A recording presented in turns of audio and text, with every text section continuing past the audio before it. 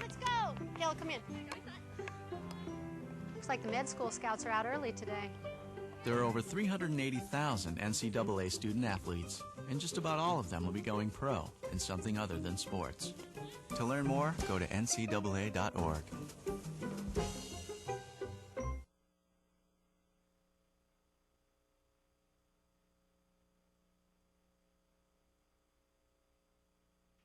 Live from the MassMutual Center in Springfield, Massachusetts, the birthplace of basketball.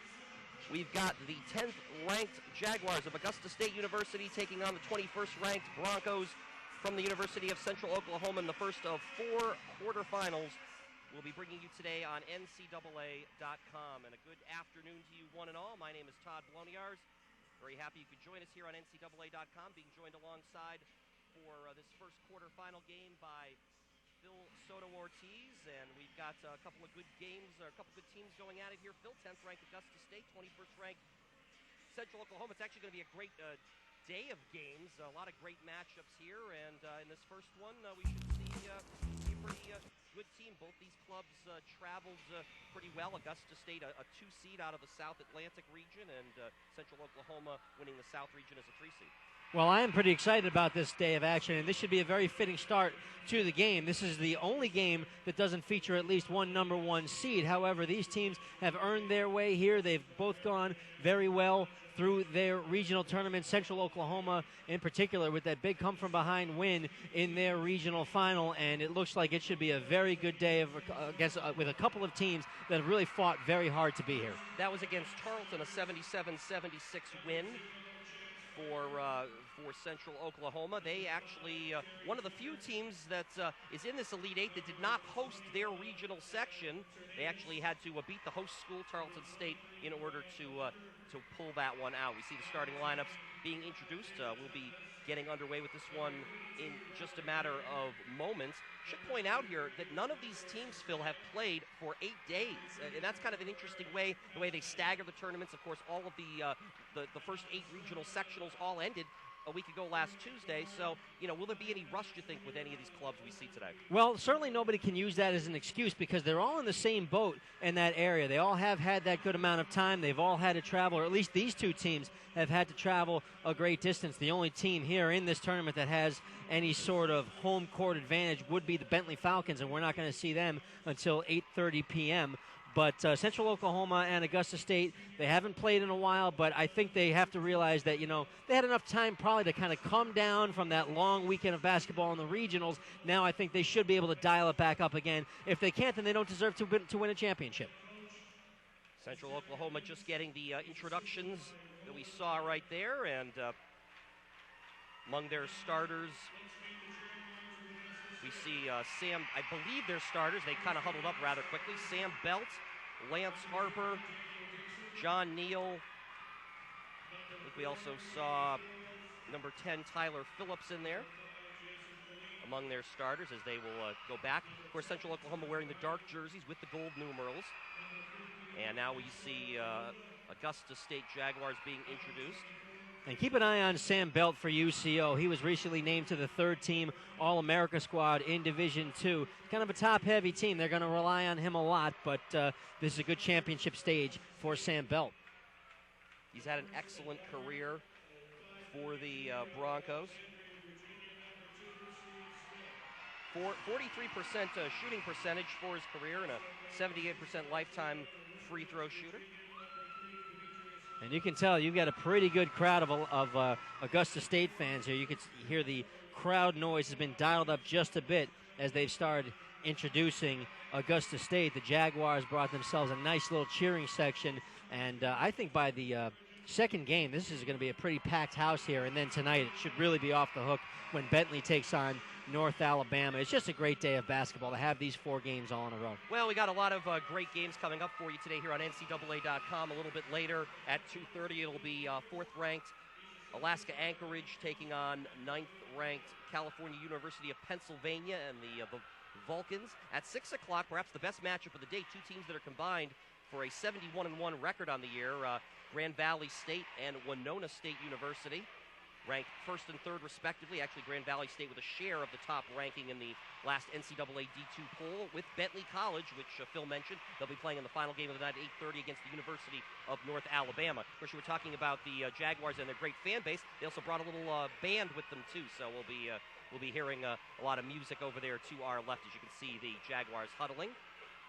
And it's kind of interesting that you mentioned that great matchup coming up at 6 o'clock between Grand Valley State and Winona State, with Bentley to follow at 8:30. If this were Division I and we were going to be all over, it's going to happen anyway, where you're going to see, you might hear a lot of people saying that, well, you'd love to see them reseeded because it could be that the best games are going to be tonight and tomorrow night, not in the final, but you never know how it's going to play out.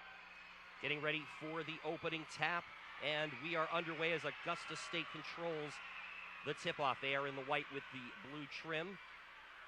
And up at the top of your screen, that's Ben Magden. They work it inside and missing the shot, but getting his own rebound and putting it right back up and in. Number 21, Garret Siler, a 6'11 junior for the Jaguars.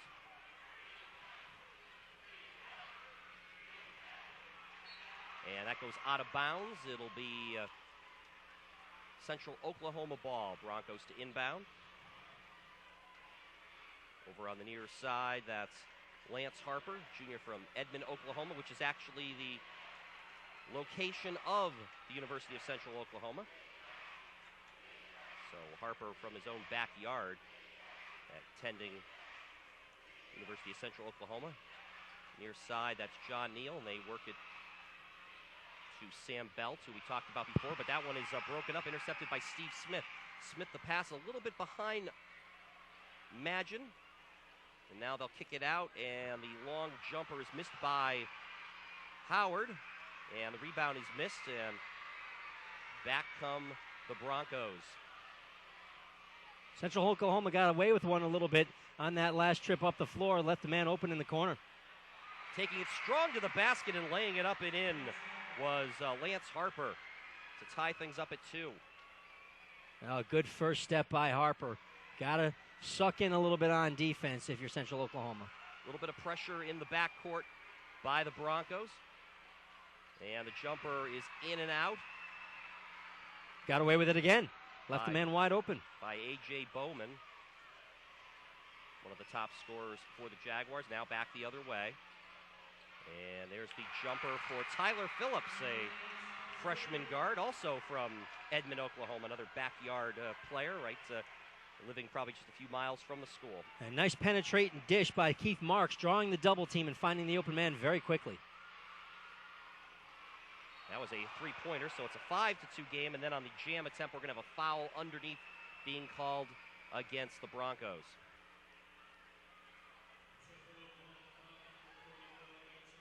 They call that one on Harper. That's the first foul we've had called on either team here this afternoon. Broncos got to be very careful on defense. They can't just expect that Augusta State's going to continue to miss all these outside shots if they leave them open. And the first shot by Siler rolls around the rim and in. On the season, only a 56% free throw shooter. Averaging 14.5 per game for the Jaguars, third on the club. And he makes them both. Makes it a 5-4 game. It took them a second to update the scoreboard. Siler has all 4 of the points in the early going for the Jaguars. Now, first substitution of the game, Michael Sosanya has checked into the game. All-conference honorable mention. Belt has it up top. Leading scorer on the season for the Broncos, averaging 19 a game. He's yet to score here. We'll see how they try to work him into the offense.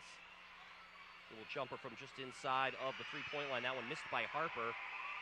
And quickly back the other way come the Jaguars. And that's the man they got to watch out for right there, A.J. Bowman. And it's knocked out of bounds. Bowman, leading scorer on the year. That's Tyrekus A.J. Bowman, averaging just under 20 points a game on the season. He and Belt really the two big scorers for their respective teams.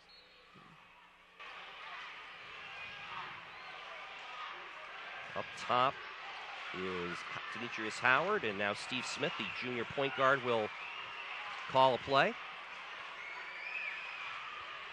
And that cross-court pass is stolen by Tyler Phillips. Phillips takes it strong to the basket, but can't finish the layup. Needed to use his left hand there. Now that pass deflected out of bounds as that was went off of Brian Walker. So it will remain Augusta State ball. Tyler Phillips did everything right there, shielded the basketball, but he's got to go to the left to finish that instead of trying to roll it off of his thumb.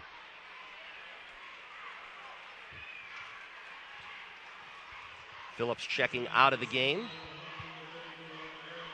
For Central Oklahoma, checking in Eric Kazanave, sophomore from Preston, Oklahoma.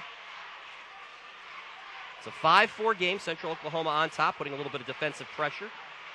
And now Magin loses the ball. Stolen away by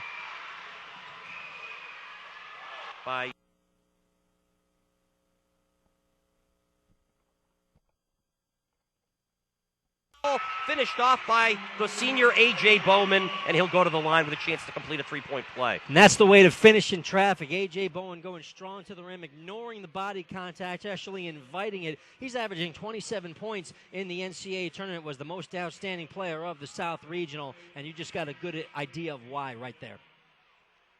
Great play. Actually was all started off on the fast break as it was stolen by Magin, who fed Bowman underneath with the pass, and now Bowman with a chance to complete that three-point play, and he does. First 3 points of the game. It certainly won't be his last. No, it definitely will not be. A 7-5 lead for Augusta State in this back-and-forth affair early on. For those of you who may not be familiar with where some of these schools are, Augusta State, of course, you might expect, is in Augusta, Georgia, probably more well-known for a little golf tournament coming up in a couple of weeks. Now, if that missed shot, Steve Smith gets the rebound.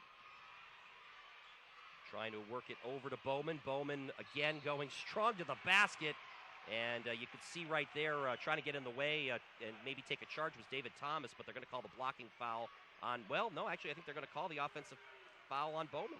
That was not an easy one. I'm glad I didn't have to make that call. I think they might have gotten it right because Bowman came down on top of him, and I don't think he moved underneath him. You cannot move underneath a man once he's left his feet, but Bowman just looked out of control, and when that's the case, the benefit of the doubt often will go to the defender. So bringing the ball up, Brian Walker, senior from Tulsa. He'll kick it out, and the shot in and out, but the rebound back up and in by Michael Sasanya, freshman from Oklahoma City, and that ties it up at 7. Coaches love to see guys follow shots like that.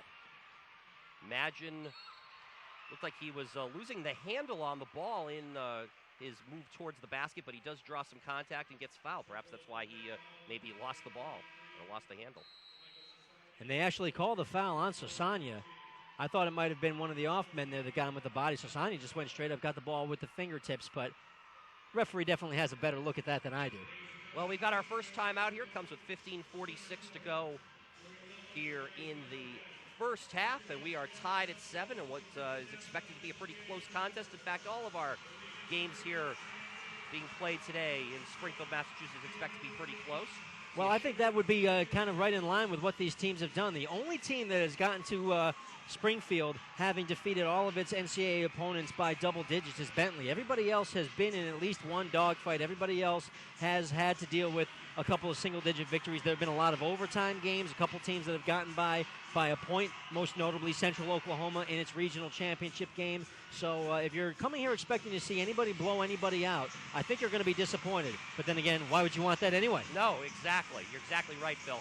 It's pretty rare that you would see two undefeated teams still alive at this stage of the season, but of course with Grand Valley State and Bentley both tied for the top ranking in the D2 polls, and we'll be seeing them later today. There's the NCAA mascot who is here in Springfield. And of course, Bentley being undefeated going up against North Alabama tonight. Bentley, of course, came here last year undefeated, went home very disappointed, but it was their first trip as a school to the Elite Eight. They got that experience under their belt. I would expect a much better showing from Bentley tonight, and I think they really need it. To a man, they can't go home one and done today. Well, you talk about teams that haven't made many appearances in the Elite Eight. University of Central Oklahoma, this is only their second appearance in this to this stage of the tournament, and their first since 1992. Last time they played in the Elite Eight back then was also here in Springfield, and they lost a triple overtime thriller against Bridgeport, 127 to 124. So certainly the Broncos looking for better results this time around.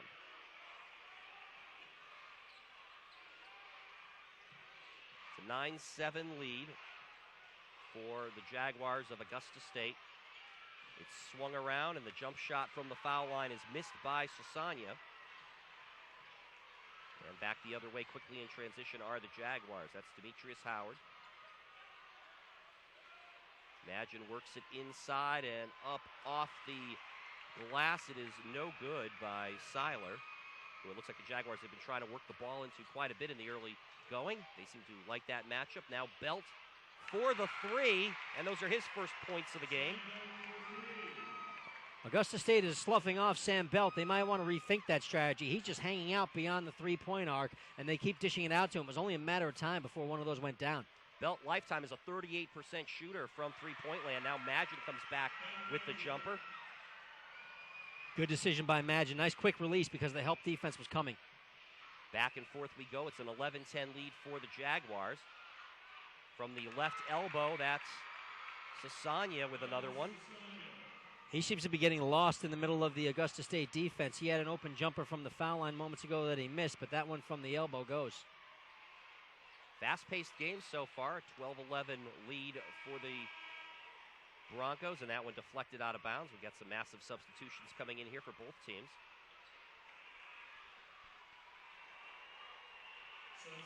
Walking into your screen right there, that's number 24, Caleb Brown, a 6'4 freshman. Making his way into the game for Augusta State, among others. Magin will inbound from the far side. 24 on the shot clock. And it will be Daniel Dixon, a sophomore, to call the play, and that'll be a kick ball over the scorers. I believe that'll reset the shot clock. It has 18 currently. I don't know. I think on a kick ball they are supposed to reset the shot clock, but apparently they're not. So only 18 to shoot here for the Jaguars, and the jumper is missed from Howard. And here come the Broncos. Quickly bringing that up, John Neal.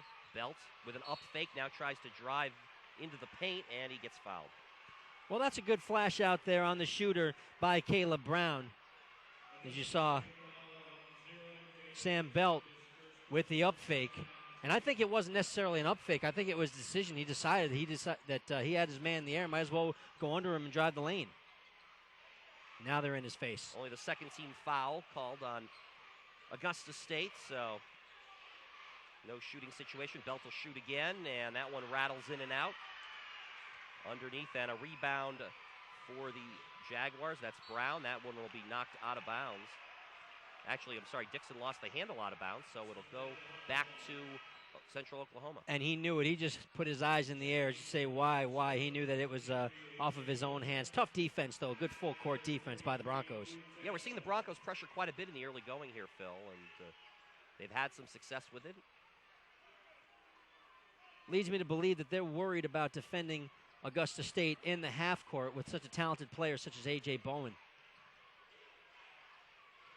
Neal brings it up top to Harper, and now Tyler Phillips. And, of course, Belt out there in three-point land. They kick it back to Phillips, and they'll swing it around to John Neal, who's got the open shot. But he can't hit it, and here come the Jaguars. Quickly in transition, Dixon has it. Nice hands poking that one loose was Lance Harper, and now Phillips brings it back the other way. It looks like he took a step, and in fact, they will call him for the travel. Well, that's kind of a waste of a possession as Lance Harper made a great read on the other end of the floor. He stepped in front of that man, I think, before the pass was even thrown. I think the passer knew as soon as he threw it that it had no chance to get through. 13:05 to go, first half. Still a 12-11 game. Neither team has scored for the last couple of minutes. Dixon being guarded out there by Walker. There's Caleb Brown. Brown looks far side. They will now swing it inside for Bowman. Back out to Brown. And that's no good. He was stepping on the three-point line as he took that shot. And Walker trying to call a play. Near side, he gets it back. Now Belt pops out up top. We're going to have a foul, and it'll be an offensive foul.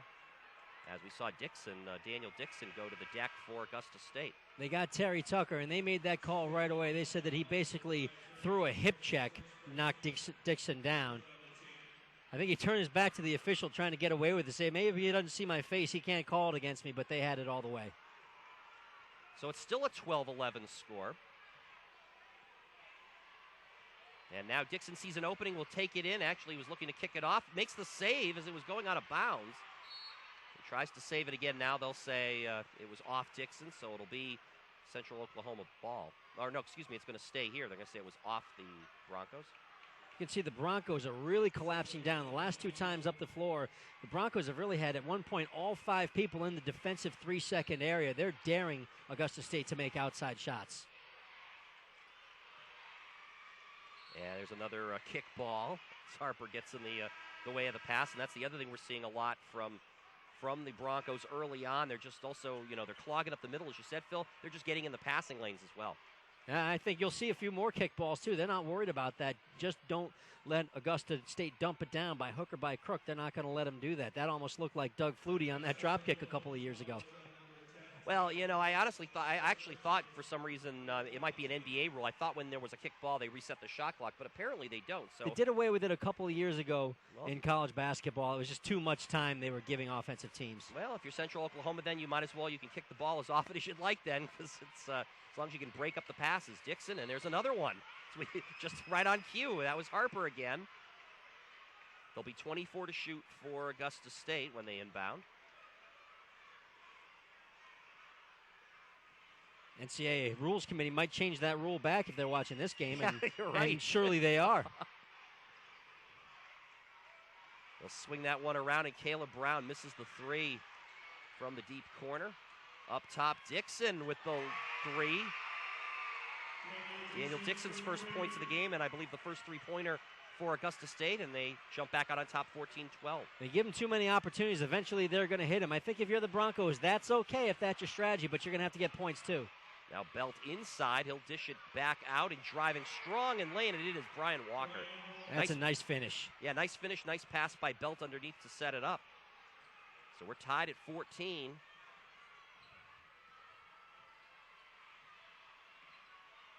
Dixon on the far side.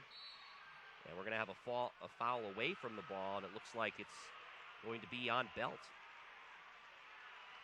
He's getting into a little bit of a little shoving there with A.J. Bowman.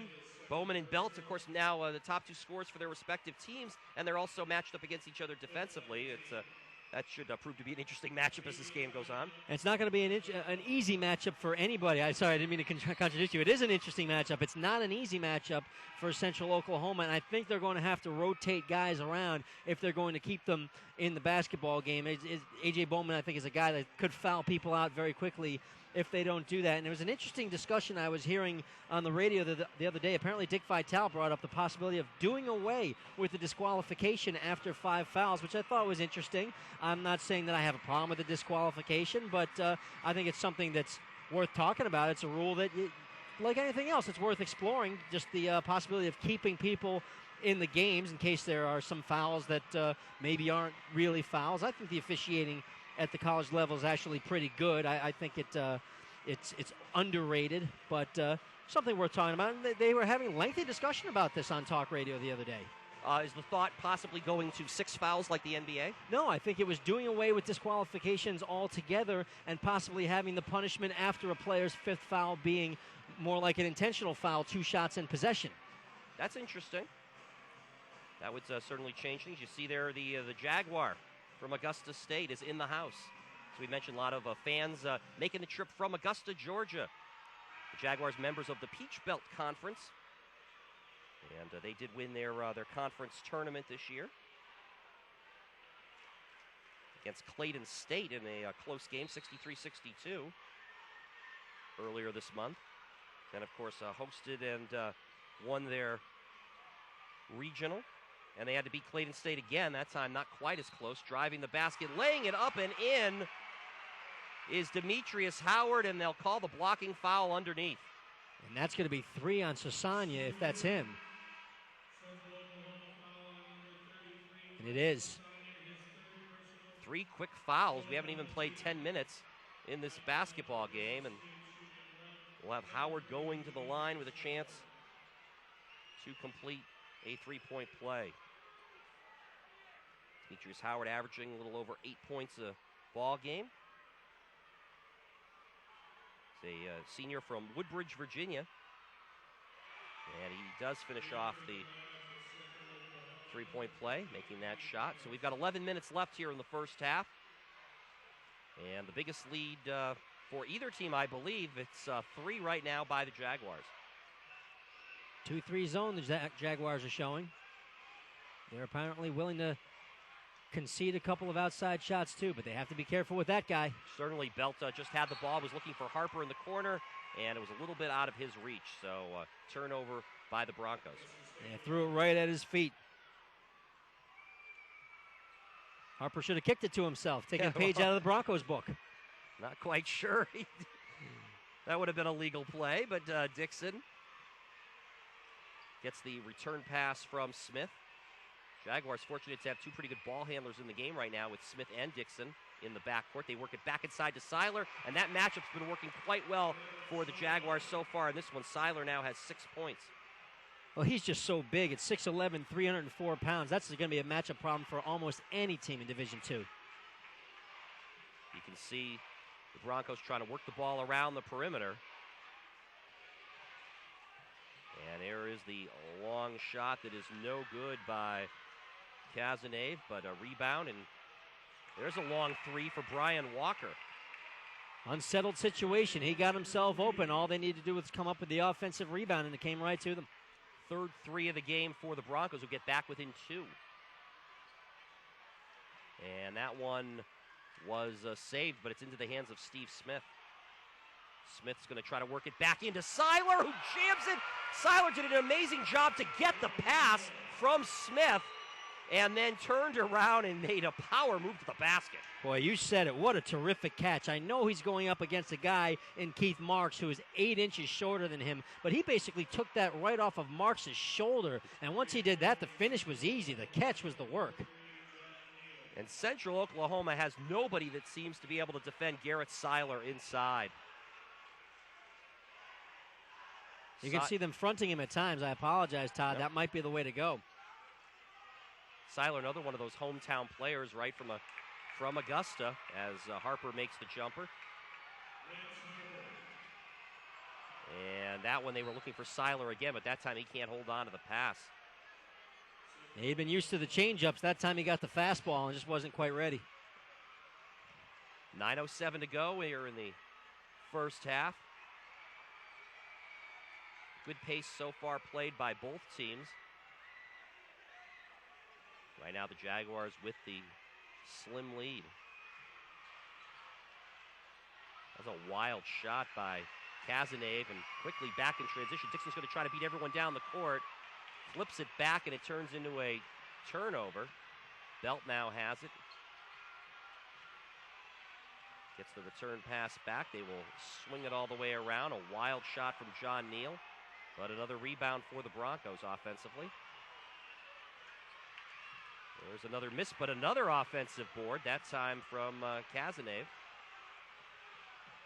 And there's a move that almost turned into a travel by Brian Walker. Did a nice job just to control that.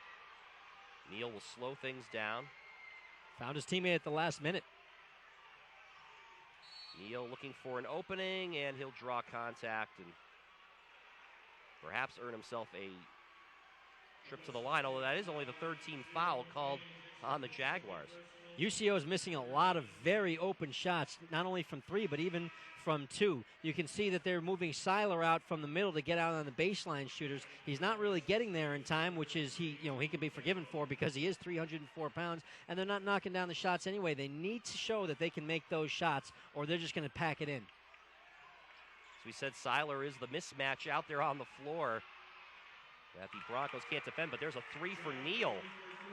4th 3, I believe, in the game for the Broncos. And they retake the lead.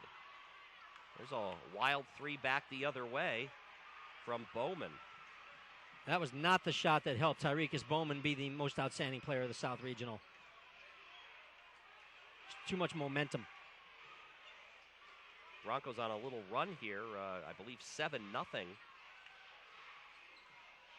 They've started to make a few jumpers. Here's another 3. As you said, Phil, Jaguars basically daring the Broncos to make those long jumpers, but the Broncos, fortunately for them, are getting enough offensive boards to make it worth their while, and now we're going to have a foul as Walker was run into on that shot. A smart play by Walker just to heave that baby up toward the rim. He wasn't in the act of shooting, or he wasn't going to be in the act of shooting, but he got hammered, so he just popped it up there to get himself to the free throw line. 7:24 remaining here in the first half, so we have a timeout being taken. See a shot there of the Broncos. Broncos head coach Terry Evans. Program that started all the way back 87 years ago, 1921, the first year of UCO basketball. 1,131 career wins for the men's basketball program down in central Oklahoma, which we mentioned earlier is located in Edmond, Oklahoma. Member of the Lone Star Conference North Division. Sounds like a long way, but not even close to being the furthest distance that anybody's traveled to get here. We'll be seeing that in our next game at 2:30. That would be 4th-ranked University of Alaska Anchorage. We're talking many miles and several time zones to boot. And they're ready for the big time. They played a bunch of Division I teams at the beginning of the year, as they do every year. They host the Great Alaska Shootout. They went up against Bobby Knight's Texas Tech team, back when it was Bobby Knight's Texas Tech team. But Augusta State also has what you might consider a quality loss this year. They lost in a regular season game, 81-74 to the University of Georgia, who was last seen making a nice run through the SEC tournament. And as a result of that, made their way into the NCAA, the big D1 dance. That was back on December 3rd. So we're going to have free throws upcoming here for Brian Walker from Central Oklahoma on the season. Walker, a 66% free throw shooter. As a team, Broncos shooting at 73%.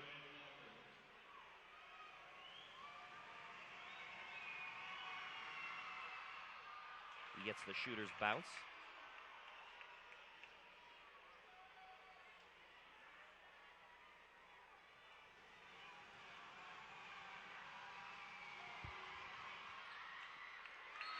Jaguar fans trying to do their best to rattle Walker, but he rattles them both in. He now has 7 points to lead the Broncos in the early going. Broncos now back up on top by 3. As we said, the Central Oklahoma on a run. Smith, nice dish underneath, and Magin lays it up and in. Ben Magin makes it a 1-point game. Way to move without the ball. So important, especially on the run. I'll kick that one back out. Tyler Phillips looked to pass, then takes the 3, misses. Nice rebound underneath by Terry Tucker, junior from Fort Worth, Texas, who just checked into the ball game. 6'7", 250-pounder. He might be the closest thing that the Broncos have as an answer to Garret Siler, although that's still going to come up well short. Siler going 6'11", 304. Beautiful play on the ball fake by Tyler Phillips, faking the pass. He lost 2 defensive men and gave himself an open jumper. He didn't knock it down, but as a result, Central Oklahoma gets the offensive rebound. Tucker making the first of 2. He's a 64% free throw shooter on the season. Sam Belt's gone to the bench. Might be a chance for Augusta State to try and make some hay. Tucker makes them both. He's averaging just under 6 per game. And we're going to now see, I guess, where the Broncos decide to go with their offenses. You mentioned Belt going to the bench for a breather. Under 7 minutes to go, first half. On the far side, that's Howard. Howard over a double team, and that one rattles out. Looked like it was about halfway down the cylinder, but it popped back out. So the Broncos continue on this scoring roll. Here's another attempt at a 3 that is good for Keith Marks, sophomore from Tulsa.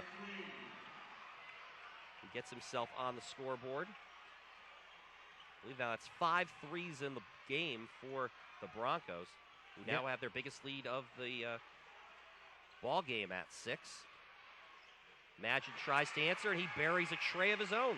Oh, that's a big shot. When you see the underdog team go up by 6, you got to come back right away and let them know you're going to stay in it. Magin's got 7. He averages 16 a game. There's a missed 3, but underneath. Up and in. Strong move by Marks.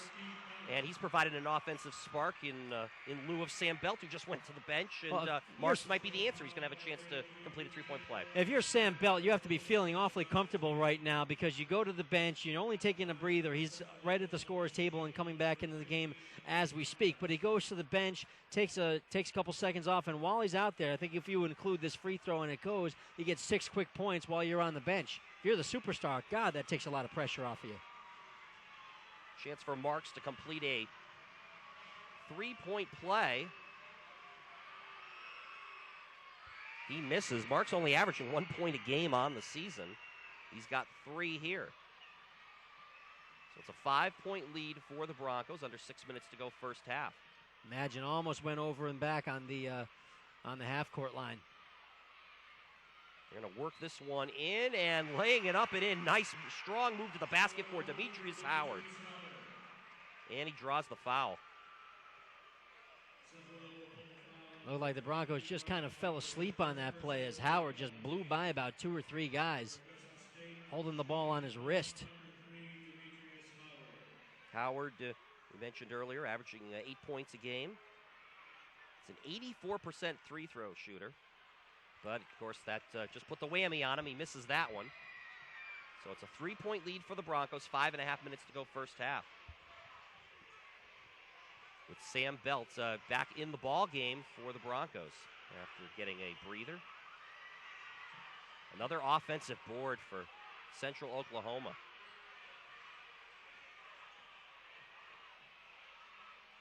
They've really given themselves a lot of second chance opportunities, and that's one of the reasons they have the lead currently. And Belt down underneath low, and what a move! Going with the left hand under, up, and in. Looked like he had no angle to the basket, Phil.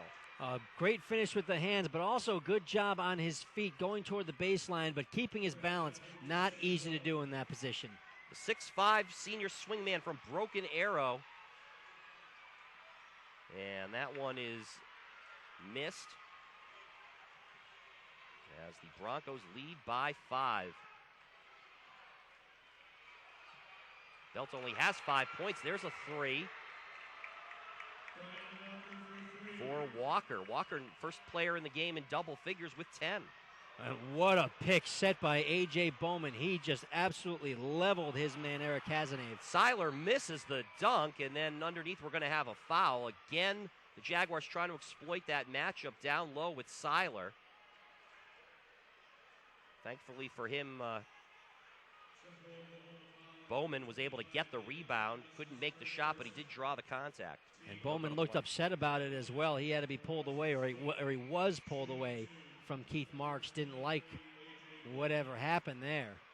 Might have just had his adrenaline going after that crushing pick that he delivered on Kazanev. And the first shot good for Bowman, the senior from Tignall, Georgia.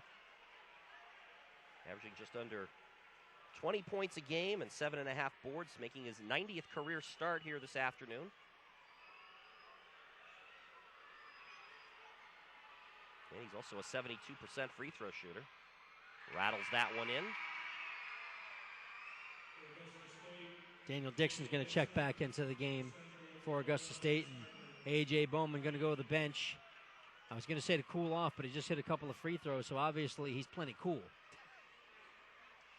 Well, Central Oklahoma a moment ago had their biggest lead of the game at 8. It's currently at 6, 36-30.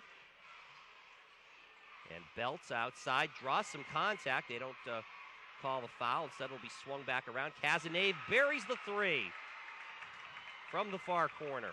It was Cazenave's three-point shooter that helped Central Oklahoma get by Tarleton State. 3.5 seconds left in that regional championship game, and he shows you that smooth shooting stroke right now. Smith goes all the way in. He's able to get his own rebound. I think Siler tipped it back to him. And now we're going to have an offensive foul called on the Jaguars. I don't know if Madgen liked the call very much. I'll be honest, I wasn't crazy about the call. It looked like the defender, and I believe it was Lance Harper, definitely moved right into him. He looked a little bit out of balance, leaned into him a little bit as we get to the last media timeout of the first half. But he went down, sold it well enough, and Madgen doesn't get away with it. Well, I think even though it may be a media timeout, Phil, this might be a time where Dip Mitras may actually want to take a timeout for his Jaguars. Mitras, the head coach in his 4th season at Augusta State, but certainly a potential upset in the making here, although certainly we're going to have another full half of basketball left.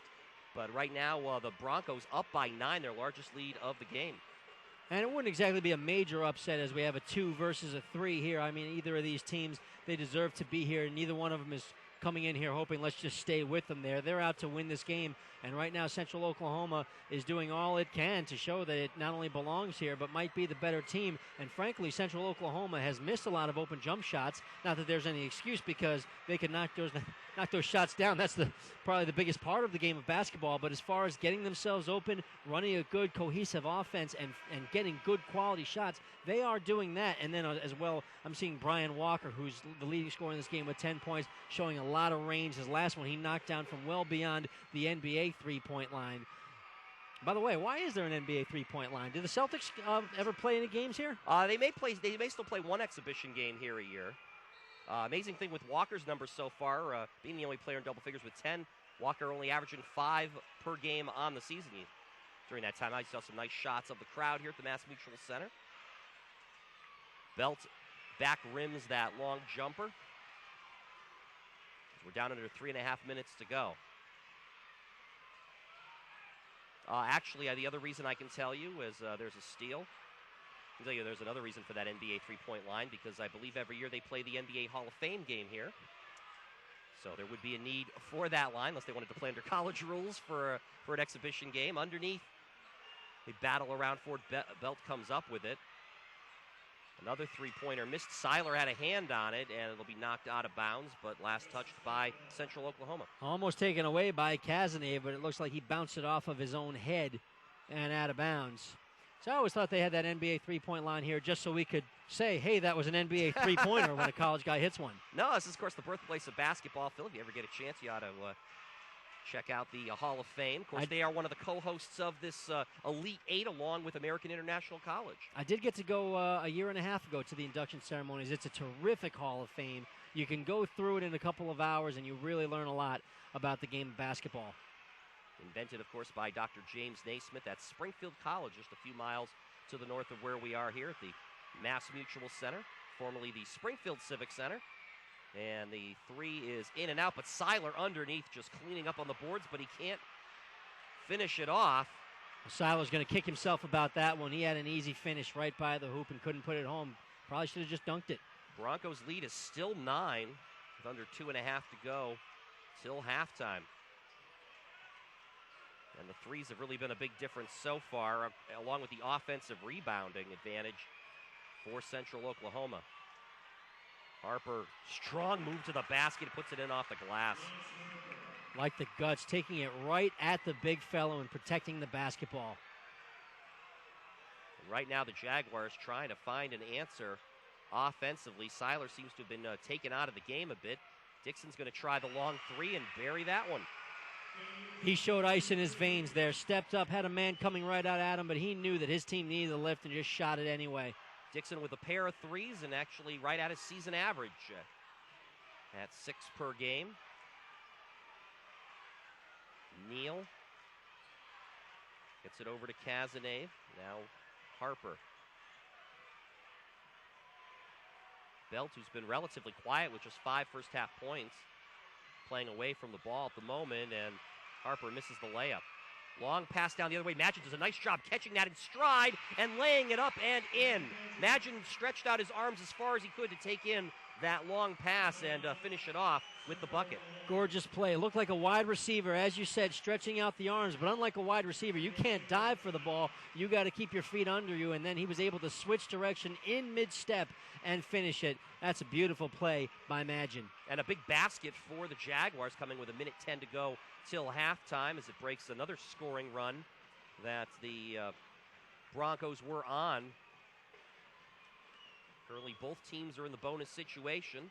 This is an 11-point game. Moments ago, it's been cut to 6. Very manageable if you're the Jaguars. And part of that is intangible. You can pretty much make up just about any deficit at halftime within reason, because if a team can build that lead in 20 minutes, you can erase it in 20 minutes. But 11 versus 6, it's just a very obvious thing. 6 points, you come out, make the first shot, and and you're right there with the other team. An 11-point game seems like a lot of work to do.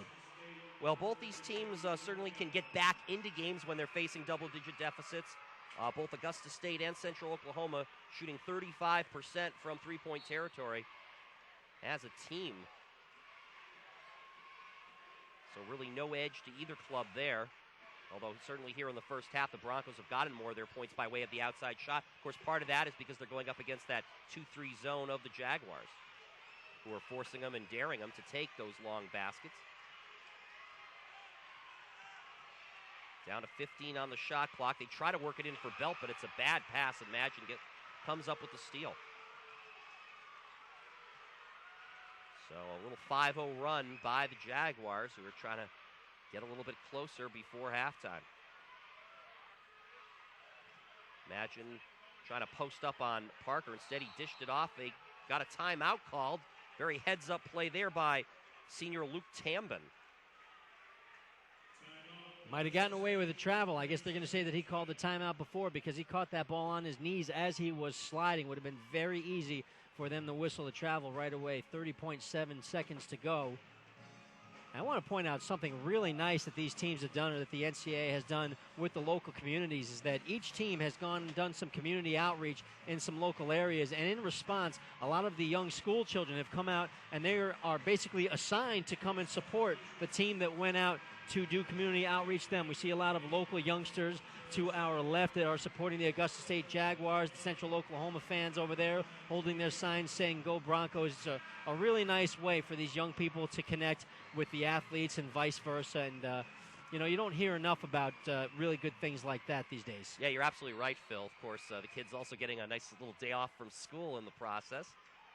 But the community work certainly, as we have another kickball. It's been a while since we've seen Harper do that. I think he's had about 3 or 4 of those here this afternoon. I was going to say, I was starting to miss our little demonstration of Aussie rules football. Another inbound for Augusta State. 15 on the shot clock, 27.4 remaining here in the first half. Smith with the ball. Magin will take a 3 and bury it. Another 3 for Magin, who's starting to heat up. He's the second leading scorer for the Jaguars with 16 a game, and all of a sudden an 8-0 run for Augusta State. And he's right near that average already. He's got 13. They have to start worrying about him, do the Broncos, as we see Sam Belt checking back into the game for UCO. Looks like they're going a little bit offense-defense with Sam Belt. John Neal's going to check in as well. Shot clock off with 16.1 seconds remaining.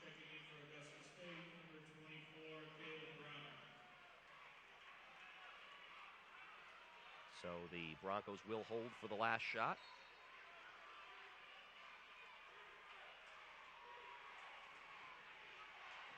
As we are down to 10 seconds, Neal Trying to make a move around. Smith was looking for a screen. It got closed off quickly. Now Bowman with a little jump move underneath, and Harper finishes with the slam to close out the first half. And I guess that kind of sums up the half that the Broncos had. An excellent 20 minutes of basketball. They did lead by as many as 11. They will gladly settle for the 5-point lead going into intermission. And that's great awareness, great court and clock awareness by Brian Walker as well as Lance Harper, knowing that they didn't just have to chuck it up from the paint. Walker made the jump step, then dish it off, and Harper didn't just pop it out of his hands there. As I was expecting to hear the buzzer at any time, he knew that he had time to go in for that high percentage shot that we used to call the slam dunk. Walker leading the Broncos with 10 first half points, and for the Jaguars, your leading man Ben Magin with 13, most of those coming in the last few minutes of that first half. So we are going to step aside, take a little break here at the intermission. Glad you're enjoying our webcast on ncaa.com, and we'll be back with second half action in just a bit. So please stay with us here all day long, coverage of the quarterfinals on ncaa.com. The Division II student-athlete experience emphasizes academic and athletic excellence. From Olympic-style sports festival championships to community-focused partnerships, Division II schools are moving forward with a new attitude. Learning, service, passion, sportsmanship, resourcefulness, and balance. These are the attributes of student-athletes, coaches, administrators, and alumni and fans who say with pride, I chose Division II. So, anyone good?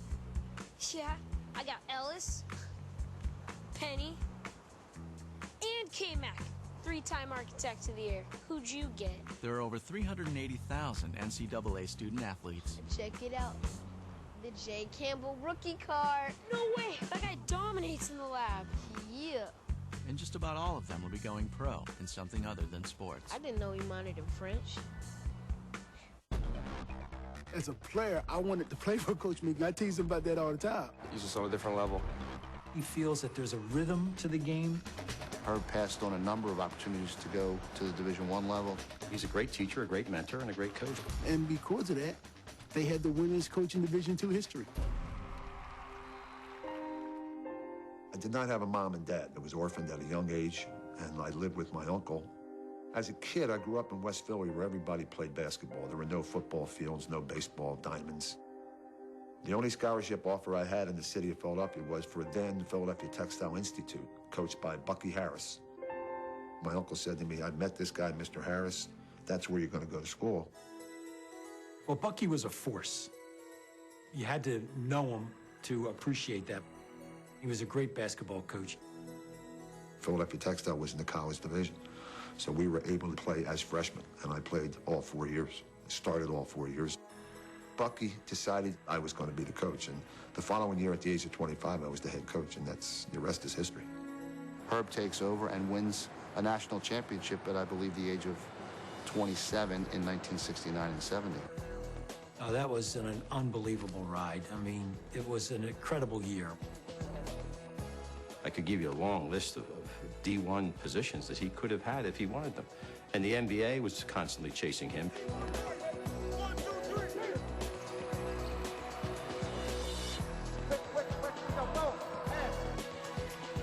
The university allows me to run the team because we've run it the correct way over the years. We've never had any violations or any student-athletes in trouble and things like that. He helps me out with everything. If I needed to come to him 10 years from now, I'm sure he'd help me. He's just that kind of guy. He's a great mentor to the student-athletes, which is very important to us here at Philadelphia University.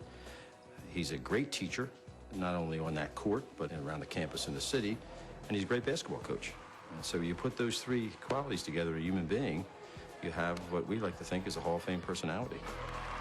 I do appreciate all this, I really do, but I really like to just get back to just coaching the team and just let it go at that. As the times have changed in basketball in terms of style of play, he's never gotten away from what's made him successful. He's a down-to-earth Philadelphia guy. I have two grandkids, Katie and Carly. I said to Carly, what do you like about your grandfather, about all these games? And she said, I like the fact that my grandfather wins a lot of games, But I like better the fact that he's my grandfather and nobody else's. And I went, wow, there goes win 830. Do you know what I mean? I think Herb would tell you that after tonight, that's enough. Can we please stop? And I'll see you at 900.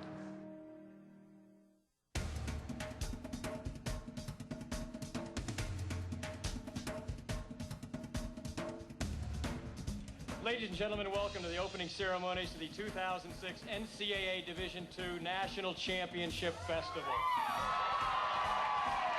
You are the very best of the best. And I want to leave you with two thoughts. One, the best weather you're going to ever see is starting right now for your championships. And the last thing I want to tell you is if you're not having fun in Pensacola, you give me a call and I will take care of the problem. Division II just isn't about intercollegiate competition. The student-athlete experience is a balance of academic achievement, high-level athletic competition, and the development of positive attitudes and service to the community. We want to thank you for all of your efforts, and on behalf of the Division II SAC and the Division II student athletes, we're proud to present the check to the Make-A-Wish Foundation for $116,950.40.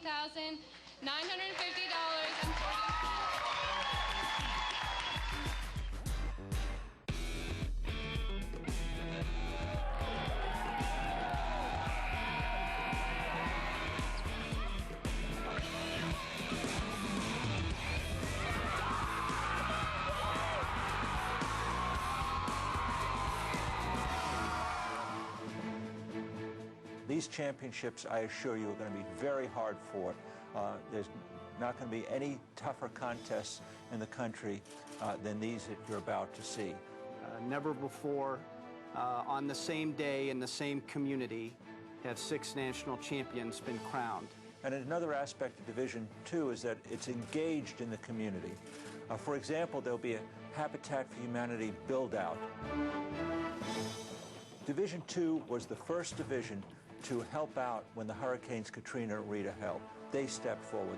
There's no telling how many people will be affected by the time that build is collected, and the student athletes were having a great time being a part of that.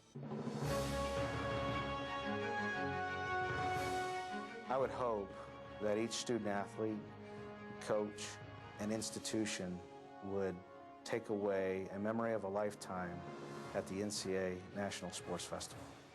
I want every student athlete that has a chance to participate in a festival to know that they are very special.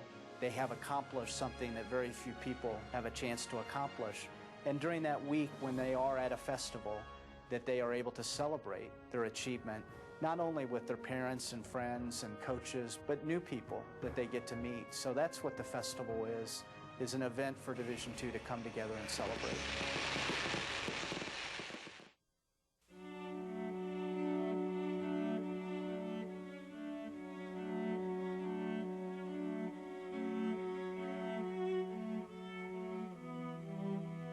There are 380,000 NCAA student athletes.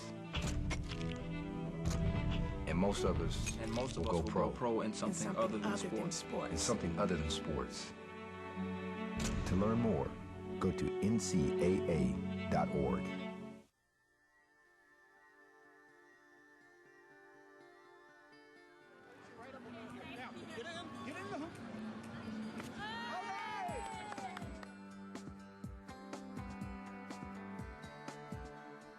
This is the tip of the iceberg. We're in Golden, Colorado for the first and hopefully annual community event. It's a cooperative venture between Colorado School of Mines, the city itself, and the Chamber of Commerce.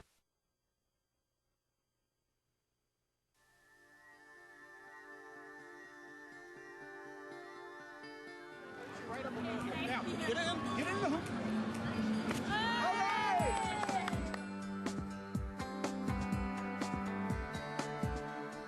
This is the tip of the iceberg.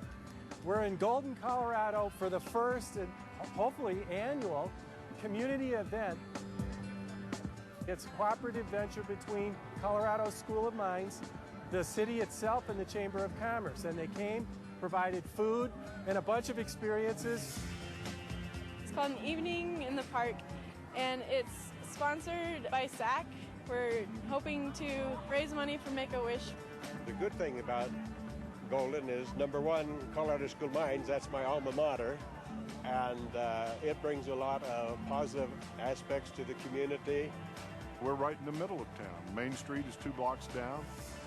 School of Mines is very much an integral part of the community of Golden. They started the work only 2 months ago, and this has pulled in the entire community. You got kids playing, the students are out doing volleyball.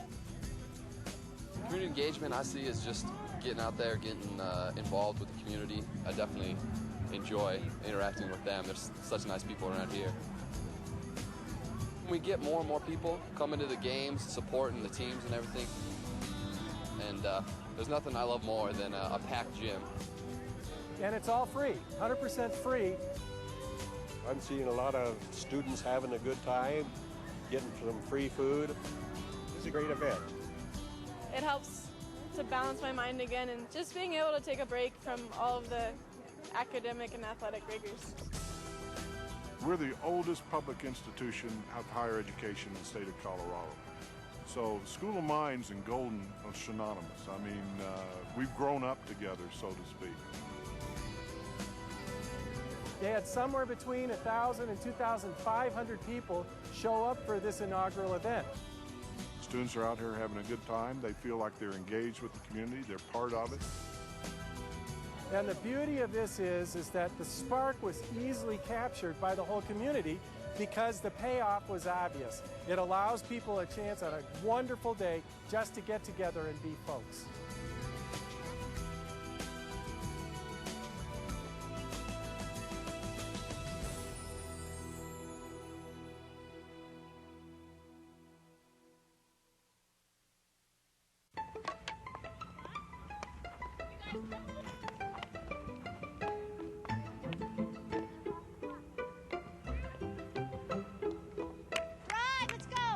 Come in.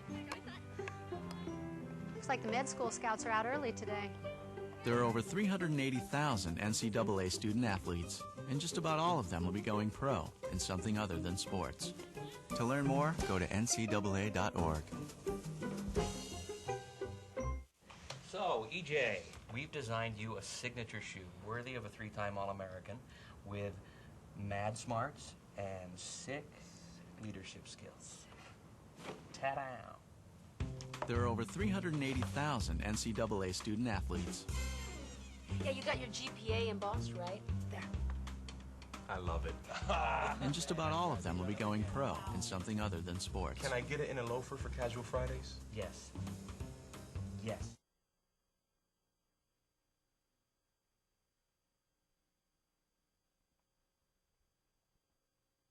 NCAA.com. I'm Todd Bologniars alongside Phil Soto-Ortiz. And it is the Central Oklahoma Broncos with the 5-point lead at halftime, looking for their 29th win of the season. And so far, so good. Now, it has to be a little bit alarming to them that the Jaguars went on such a run as they did, an 8-0 run, which Central Oklahoma finally ended with that penetrate and dish down the baseline at the end of the half. But they were firmly in control of this game with the 11-point lead. If they can just kind of play nip and tuck from there, it's more comfortable for them. But right now, as it's 43-38, a 5-point game, the Jaguars did get that offensive spark that they needed, more for their confidence, if for no other reason. And still, we haven't really seen the explosion out of A.J. Bowman, and Central Oklahoma has to know that that's coming. If they can withstand that, they're going to be in good shape to move on to the Final Four. Bowman so far has just 5 points, go along with a couple of personal fouls, something to keep an eye on as we will be starting the second half in about 90 seconds or so, and actually waiting for some halftime numbers. Again, we can tell you it's Ben Magin leading the Jaguars with 12 points. They actually corrected that, the sophomore guard for the Jaguars with 12 first-half points, including a couple of three-pointers, while Central Oklahoma being led by the senior guard Brian Walker, the only player in double figures for the Broncos with 10. Yeah, with the Jaguars, they have to be pretty happy about the job they're doing on Sam Belt, the Player of the Year from the Lone Star Conference and a third-team All-American. He's been held to just 5 points. He's missed some open jump shots. That probably won't continue, but then again, the Jaguars decided to get a little bit tougher on defense after they left him open a couple of times. They realized they got lucky with him not able to knock down those shots. He's a very dangerous player, and right now, the superstars for each team matching one another with the 5 points. Let's see which one of them gets hot first in the second half. Yeah, but obviously one of them will, and whichever one does, that may very well be the one on the team that is able to lead their club to victory. Of course, the winner of this game will play the winner of our next quarterfinal matchup. That's between University of Alaska Anchorage, ranked 4th in the country, against California University of Pennsylvania. And make sure you say the whole thing so you don't get confused. They're not from the West Coast. They are from PA, the Vulcans.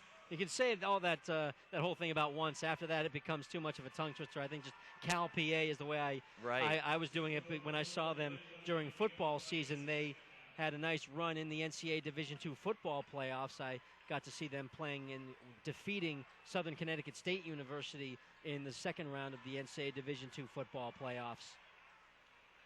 So we actually were just handed some of the halftime numbers, and of course, two of the numbers I wanted to take a quick look at from the Central Oklahoma standpoint. Their offensive rebounding and their three-point shooting. 9 of their 19 rebounds in the first half came off the offensive glass, and they were 7 for 21 from long distance. And it is the Broncos who get the ball to start the second half. And Belt looking to try to get his offensive game on track, but he'll kick it over to Harper, who had that emphatic dunk to end the first half.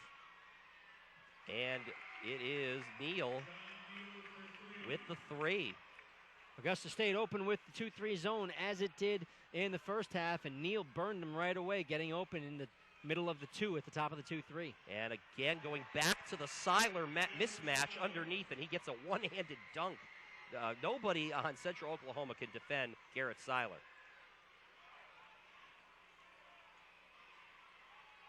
So it is a 8-point lead. And the jumper is missed, and once again, back come the Jaguars. A quick 3 off the back rim for Howard. That one is knocked out of bounds. Well, you know, it's interesting, Phil, you were talking about will A.J. Bowman get his offensive game on track for Augusta State, but truth is maybe the Jaguars would be better served working the ball into Siler. I mean, again, you've got that 6'11", 304 major mismatch underneath, and he's really having his way with anybody who tries to defend him. Well, he's a very enticing target for any Augusta State ball handler. Just look for him and get it to him. There's not a chance that you're not going to see him. So it is 46-40. Biggest lead for Central Oklahoma was 11. That came in the latter stages of that first half. Harper fills it. Harper now up to 10 points. He's in double figures. Second Broncos player to reach that mark.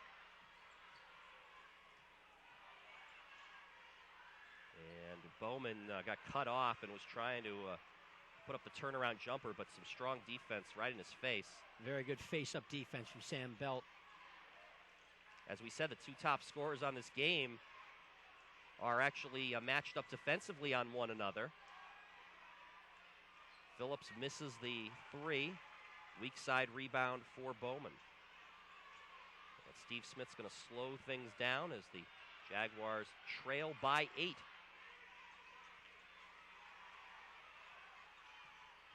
And it'll be swung around. A deep 3 from the corner for Smith is no good, and Phillips comes down with the rebound. You had good body position on Siler, and that's the only way you're going to get rebounds. Oh, what a pass. Yeah, a little behind the back action from Neal. They swing it around to Belt, who misses the 3. Ball is loose on the floor and recovered by the Broncos.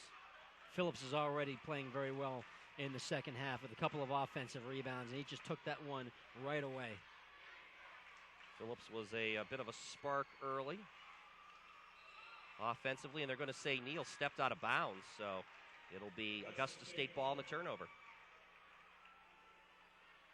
Offensive rebounds did favor Central Oklahoma in the first half, as you mentioned, although Augusta State had 6 of them themselves, but could be something that could swing this game in the favor of the Broncos. Rebounding really close. No edge in the first half. Central Oklahoma out-rebounding Augusta State 19-18, and both teams shot over 44% from the floor. Slight edge to the Jaguars, who shot at 46% in that first half. There's a little jumper in the paint for A.J. Bowman, trying to get his game on track. It's only the 5th field goal attempt of the game for A.J. Bowman, and he's got 7 points. And it's strange. I have a feeling it's not so much that Belt maybe is defending him very well, but just the fact that, again, Augusta State really looking into Siler a lot more and taking advantage of that down low. They pop out jumper by Harper. Good ball movement by the Broncos. Just kept it hot. Harper now at 12. He averages 10.5 per game on the season. He's certainly been playing a little bit above himself today. You see Dean almost do a somersault now. Or Neal, I should say, and the team scramble on the floor. We got a jump ball, and possession arrow appears to be pointing in the direction of the Jaguars. Broncos just a little bit out of sorts on that possession, and we're going to see a couple of substitutions now, wholesale substitutions, and Sosania's coming back into the game for Central Oklahoma. He came in off the bench in the first half and got 3 very quick fouls. Wouldn't be surprised to see the Jaguars go right at him. Managed to get 4 points in 5 minutes, but Sosania gets in on the kickball act and knocks that one out of bounds. We don't have a stat for kicks, but I would say that the Broncos are leading in that category. We work it back into Siler, and he made that one look easy as he just completely backed up Bowman there, or excuse me, check that. Sosania. He was trying to actually draw the 4th foul on Sosania, and we're going to have a stumble and a foul being called. And Sosania knew it because of the drop step by Siler. You're going to see him catch the ball and just right there with the right foot. And Sosania figures, look, I'm going to go down on my keister, and I'm either going to get a foul call or I'm just going to let him score. He's going to score anyway. Might as well not pick up my 4th foul because it's going to be very hard for him to stop him. You saw them trying to front him a little bit in the first half. They might switch to that again in the second half, but trying to body up on Siler is going to be a very tough assignment. And Sosania is not small, but compared to Siler, anybody's small. Right. Again, Siler going 6'11", 304. We have a timeout here with 15:57 to go in the first half. And, of course, with Sosania in the game right now and the 3 fouls, Phil, it might really be playing into Augusta State coach Dip Mitris's hands because he's just going to keep working the ball into Siler as we saw on that last replay. Well, it could be easier said than done. We might see Sosania or somebody else double down on him and try and almost bait them into making those passes and pick them off. They did that a couple of times in the first half, but Siler's going to get his. Just a matter of Central Oklahoma trying to answer. See a shot there of the Broncos huddle. And again, their head coach, Terry Evans. He's in his 6th season, 117 wins with the Broncos. Roland Ware, Wayne Anderson, Nate Macy, and Ben Finkbeiner are the assistants. A 28-5 record for the Broncos coming into this one. Winners of the Lone Star Conference Tournament.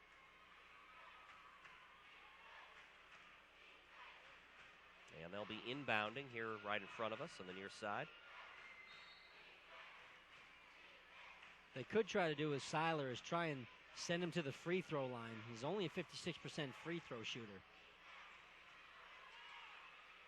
Although he's made a couple in this one, and the pop-out jumper missed by Sosania. And quickly, the Jaguars bring it right back up. Magin is called for a foul. Oh, there's going to be a foul. I thought maybe he dragged that foot there at the end, Phil, but they didn't call that. They called a foul underneath against Central Oklahoma. I think they're going to say that Kazanev grabbed him by the arm a little bit. And one thing I've been noticing is the officials have been letting a lot of the ticky-tack stuff go. I like the way they've officiated that game, and it looked like Kazanev got a lot of the arm.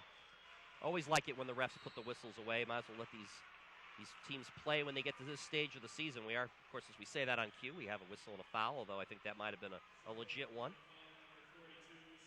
Called against Sam Belt, only his 2nd personal foul. Each team has 2 fouls, team fouls. So we've played 4.5 minutes in this second half.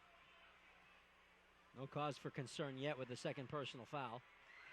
but I bring it up, so apparently I'm concerned anyway. Howard makes the first one. Now has 6 points in the ball game.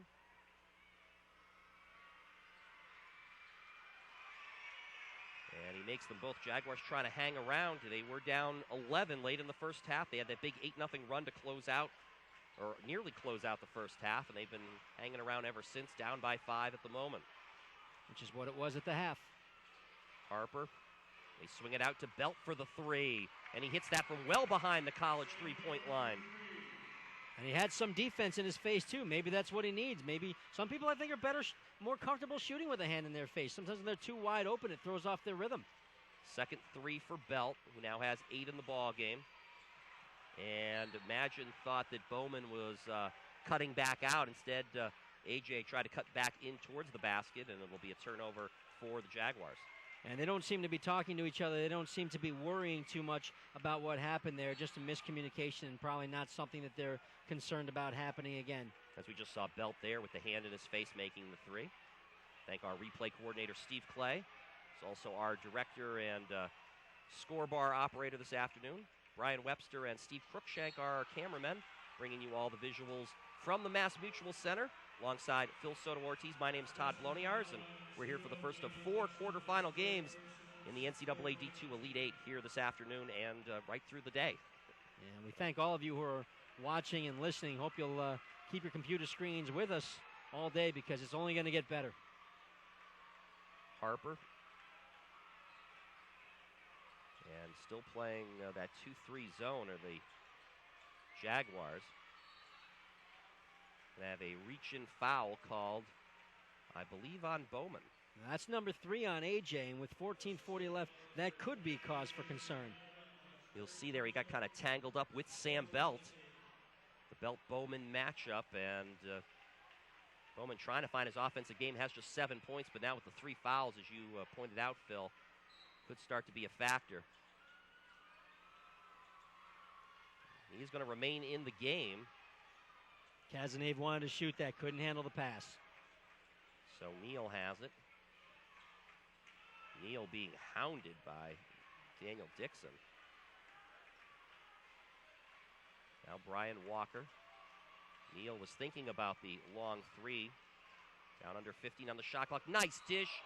And the foul driving towards the basket was Sasanya, and he draws the contact. He forced Siler to leave his feet.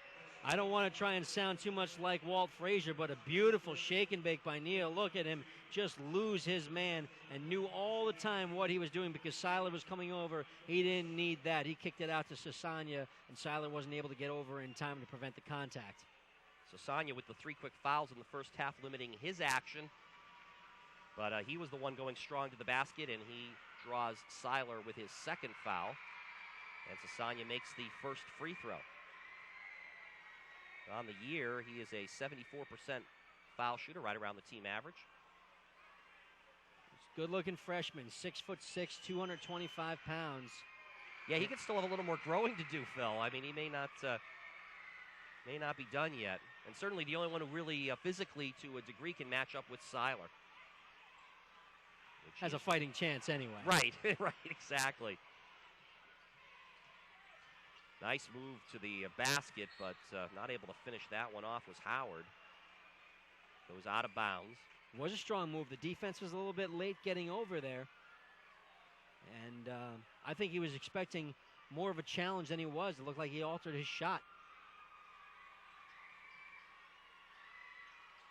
Howard up top, Imagine, and they work the alley-oop. That'll get A.J. Bowman's offense into the game.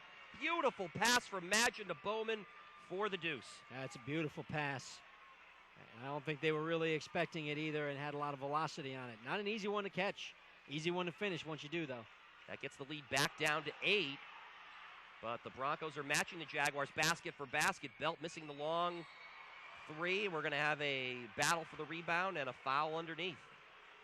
And it looked like Sasanya's the one who drew the contact. He went flying in there. We take a look at the replay and Imagine, oh, just a beautiful pass. And Bowman had good position on everybody else. Not a chance to cut that off.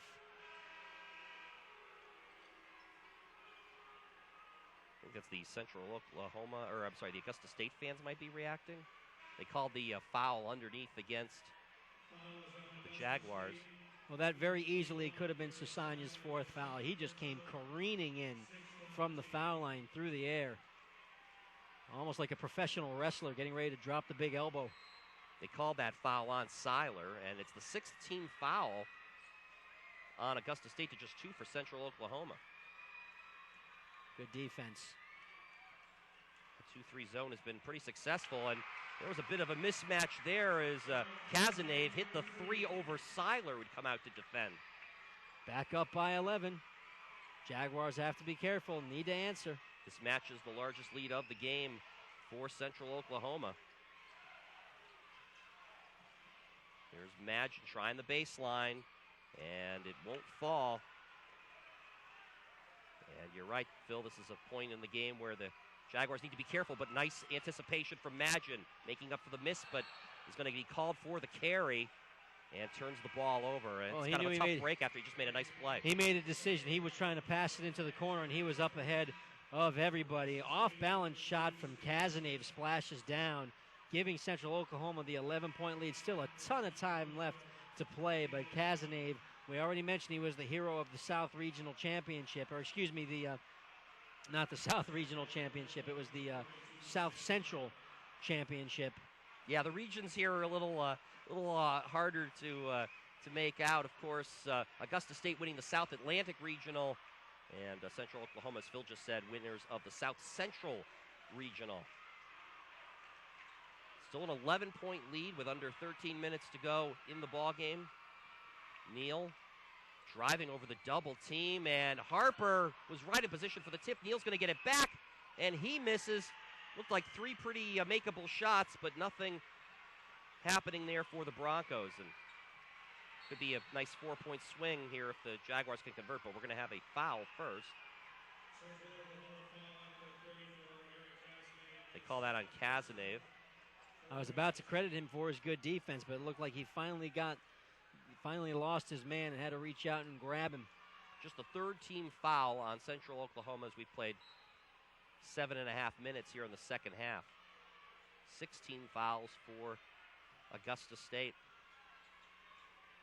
Smith and Dixon in the backcourt. They work it back inside to Bowman. He misses off the glass, and Neal comes down with it. Tucker may have tipped it to him. Neal looking for the screen, and we're going to have a blocking foul. As you saw Bowman and Belt matching up again. And they call that one on Bowman, and that's his 4th foul with 12:06 to go here in the second half. That's officially foul trouble. Take a look at the replay, and just a lot of jostling there, but he looked like he got the left arm right in between the shoulder blades of Belt. Belt's got his back turned to Bowman, so there's no chance that he's going to get a call. His nose is clean, but Bowman right now has he's gotten in a little bit of trouble. He's had a terrific tournament, averaging 27 points through the tournament. Consistently, he had 27 in the South Regional Championship game win, or South Atlantic Regional Championship game win, but right now he's in danger of leaving his team high and dry. Well, he has to go to the bench for Dipmitris's Jaguars. And there is Sam Belt at the line. Belt was going to come out of that clean either way, as he was either going to set a successful screen and Neal could get an open jumper, or he was going to bait Bowman into his 4th foul. And, of course, Belt turns that into a couple of free throws, as that was the 7th team foul against the Jaguars. And the lead is now up to 13 for the Broncos, their largest of the afternoon. And the Broncos have only committed 3 fouls themselves. Sam Belt has only committed 2 personals, so right now Central Oklahoma probably has to keep their noses clean as well. Long 3 is no good for Smith, and of course that's the other danger. Down by 13, you don't want to see the Jaguars just start hucking up threes to attempt to get back into the ballgame. Still plenty of time with 11:49 to go. And they got personal foul number 3 against Siler, going over the back of the man who had better offense or better rebounding position. So right now, 4 on Bowman, 3 on Siler, and down by 13. The Jaguars might need to start looking to some other places, and right now it's not the offense just not coming from anywhere else. 11:49 remaining as you see a shot of the mascot for the Central Oklahoma Broncos. A little bit of a different spelling for those of you who follow your Division II basketball mascots.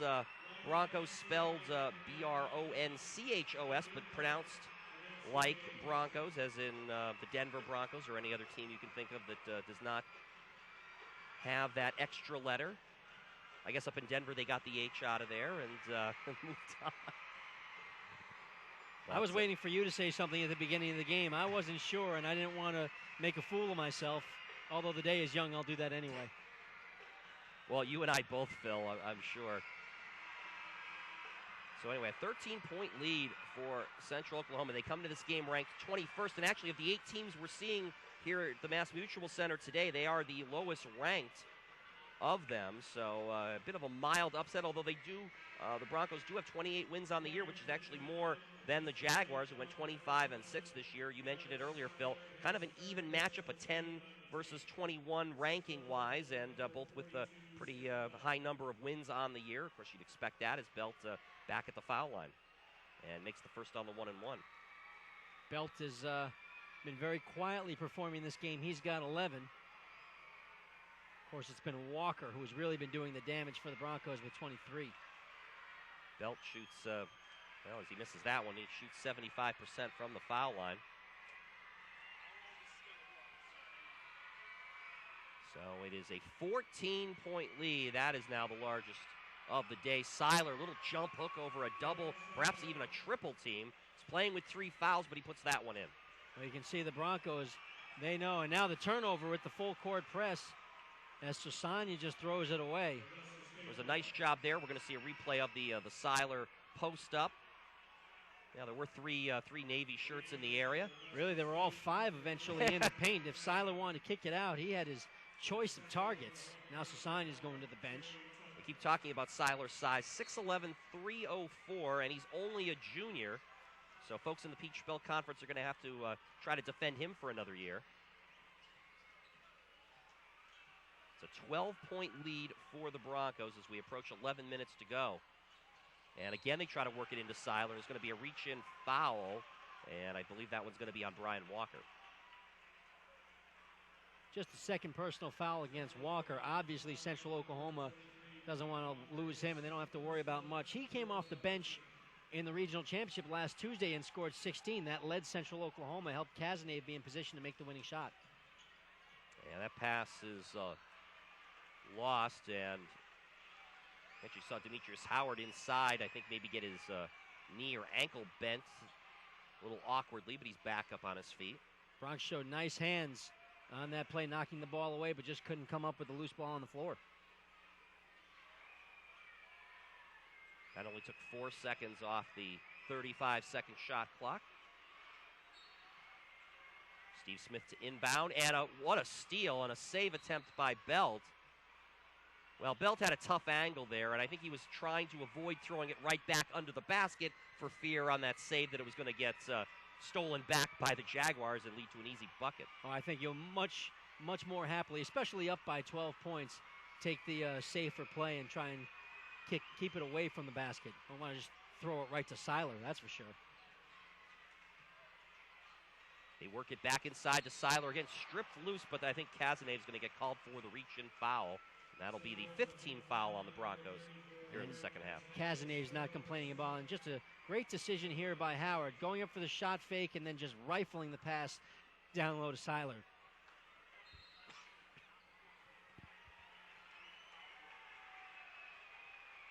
Siler will go back to the free throw line. We mentioned he is a junior. He's from Augusta, Georgia, so again, just minutes away. Lives right in the shadows of the university, and of course we mentioned Augusta, Georgia, home to the Masters, the only major PGA golf tournament that does not change venues every year. The home of the green jacket.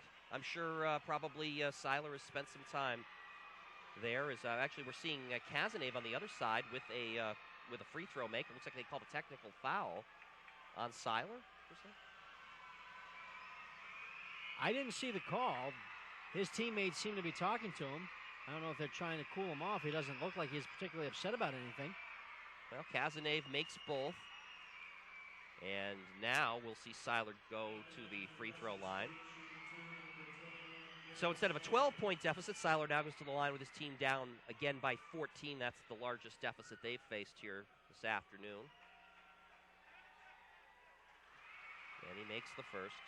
They are a good free throw shooting team. They shot 84% from the line, and they went to the line a lot in their South Atlantic Regional Championship game against Clayton State. Hit 21 of their 25 shots. That could augur well for them. They're trying to come back from this deficit. 5 team fouls already on Central Oklahoma. If they can get themselves to the line, they have guys who can knock them down. As a team on the year, they shot 70%. We mentioned Siler only 56%, but he does make them both and cuts the Central Oklahoma lead to 12. 10:53 to go, clock running here in the second half. Glad you could join us on NCAA.com. Todd Bloniars and Phil Soto-Ortiz, along with our entire crew here this afternoon. First of 4 Elite 8 quarterfinal games from the MassMutual Center in Springfield, Massachusetts. A venue that has hosted this Elite 8 for several years now. Underneath, Walker puts up a wild shot, but is able to keep it alive. Down to 6 on the shot clock, and some confusion because Harper actually didn't seem to know how much time was left on the shot clock. He was looking to call a play, or perhaps a timeout. There's now some confusion with the officials whether the shot clock should be reset. Yeah, the wild shot did go off the bottom of the rim, so they do want to reset that shot clock. It doesn't appear they've called a foul. They just said put 30 seconds back on the shot clock. Daniel Dixon checks back in as he comes into the ball game for Caleb Brown. And A.J. Bowman playing with 4 personal fouls in the game. And it looks like he's currently matched up on Harper. Of course, the Jaguars still playing that 2-3 zone. Neal. It's down to 10 on the shot clock. Belt out deep. Looks like he had an opening. Now tries to drive and loses the handle on the basketball. Long pass the other way. Dixon's going to have to save it. He does, but it's into the hands of Belt. Now a long pass the other way. Belt underneath. We're going to have the foul on Demetrius Howard. That's a good foul. Good job by Howard. It's his first personal foul. Rather than give up the uncontested hoop, got enough of the ball. They can't call it intentional. You'll take that all the time. What a nice attempt at a save.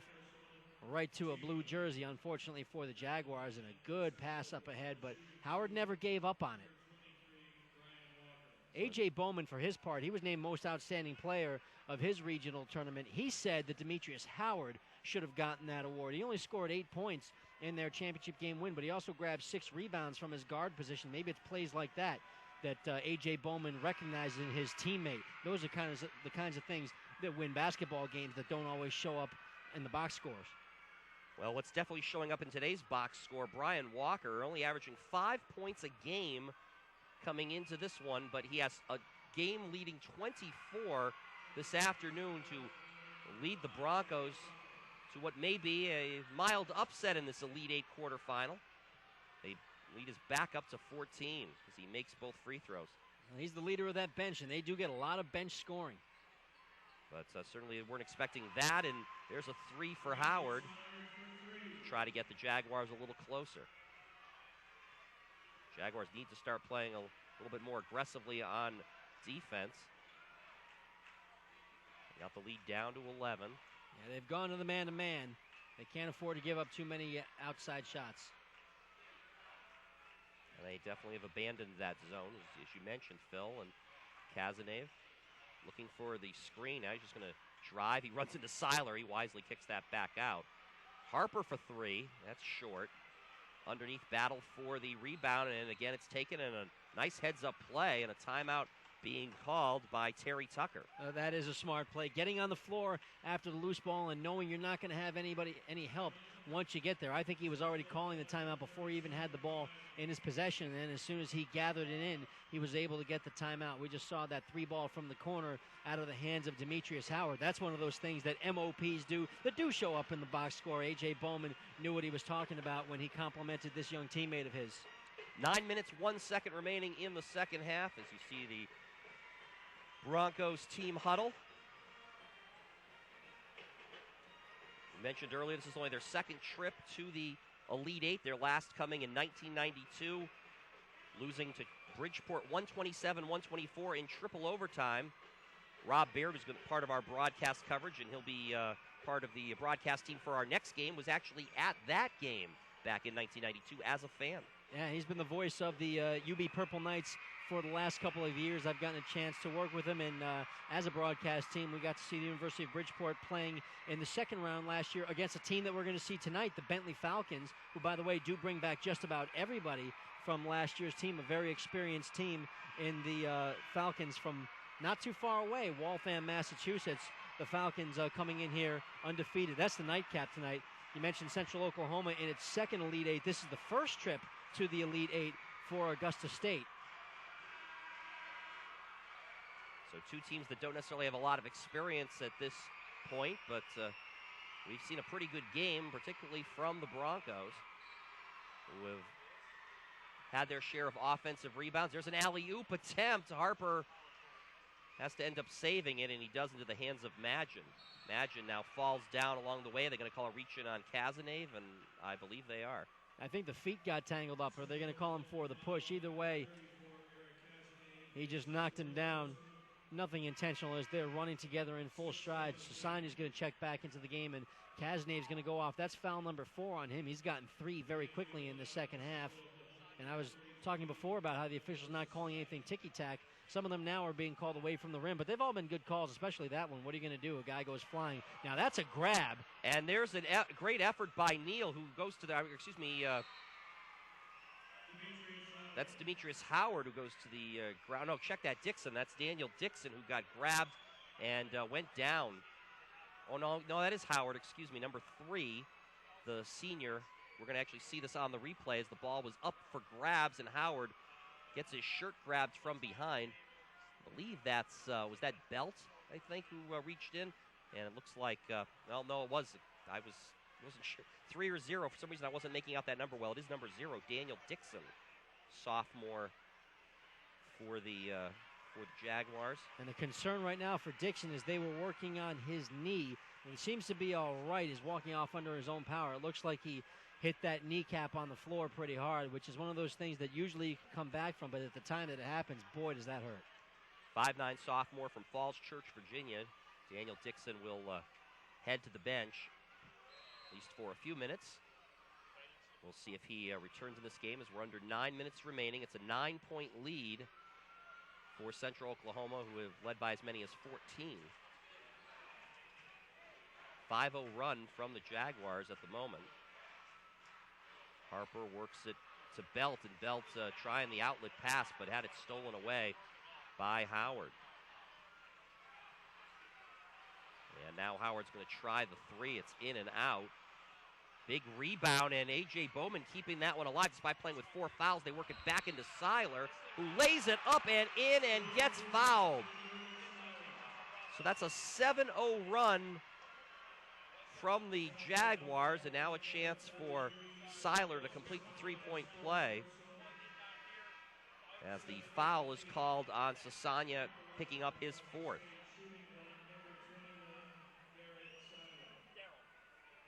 And free throws upcoming for Siler.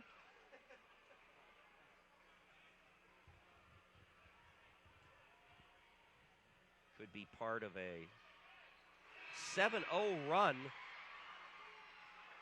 So Jaguars have cut the Broncos' lead in half with 8:12 to go on an 8-0 run.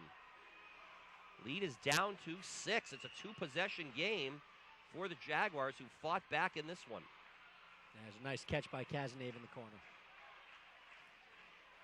There's Neal.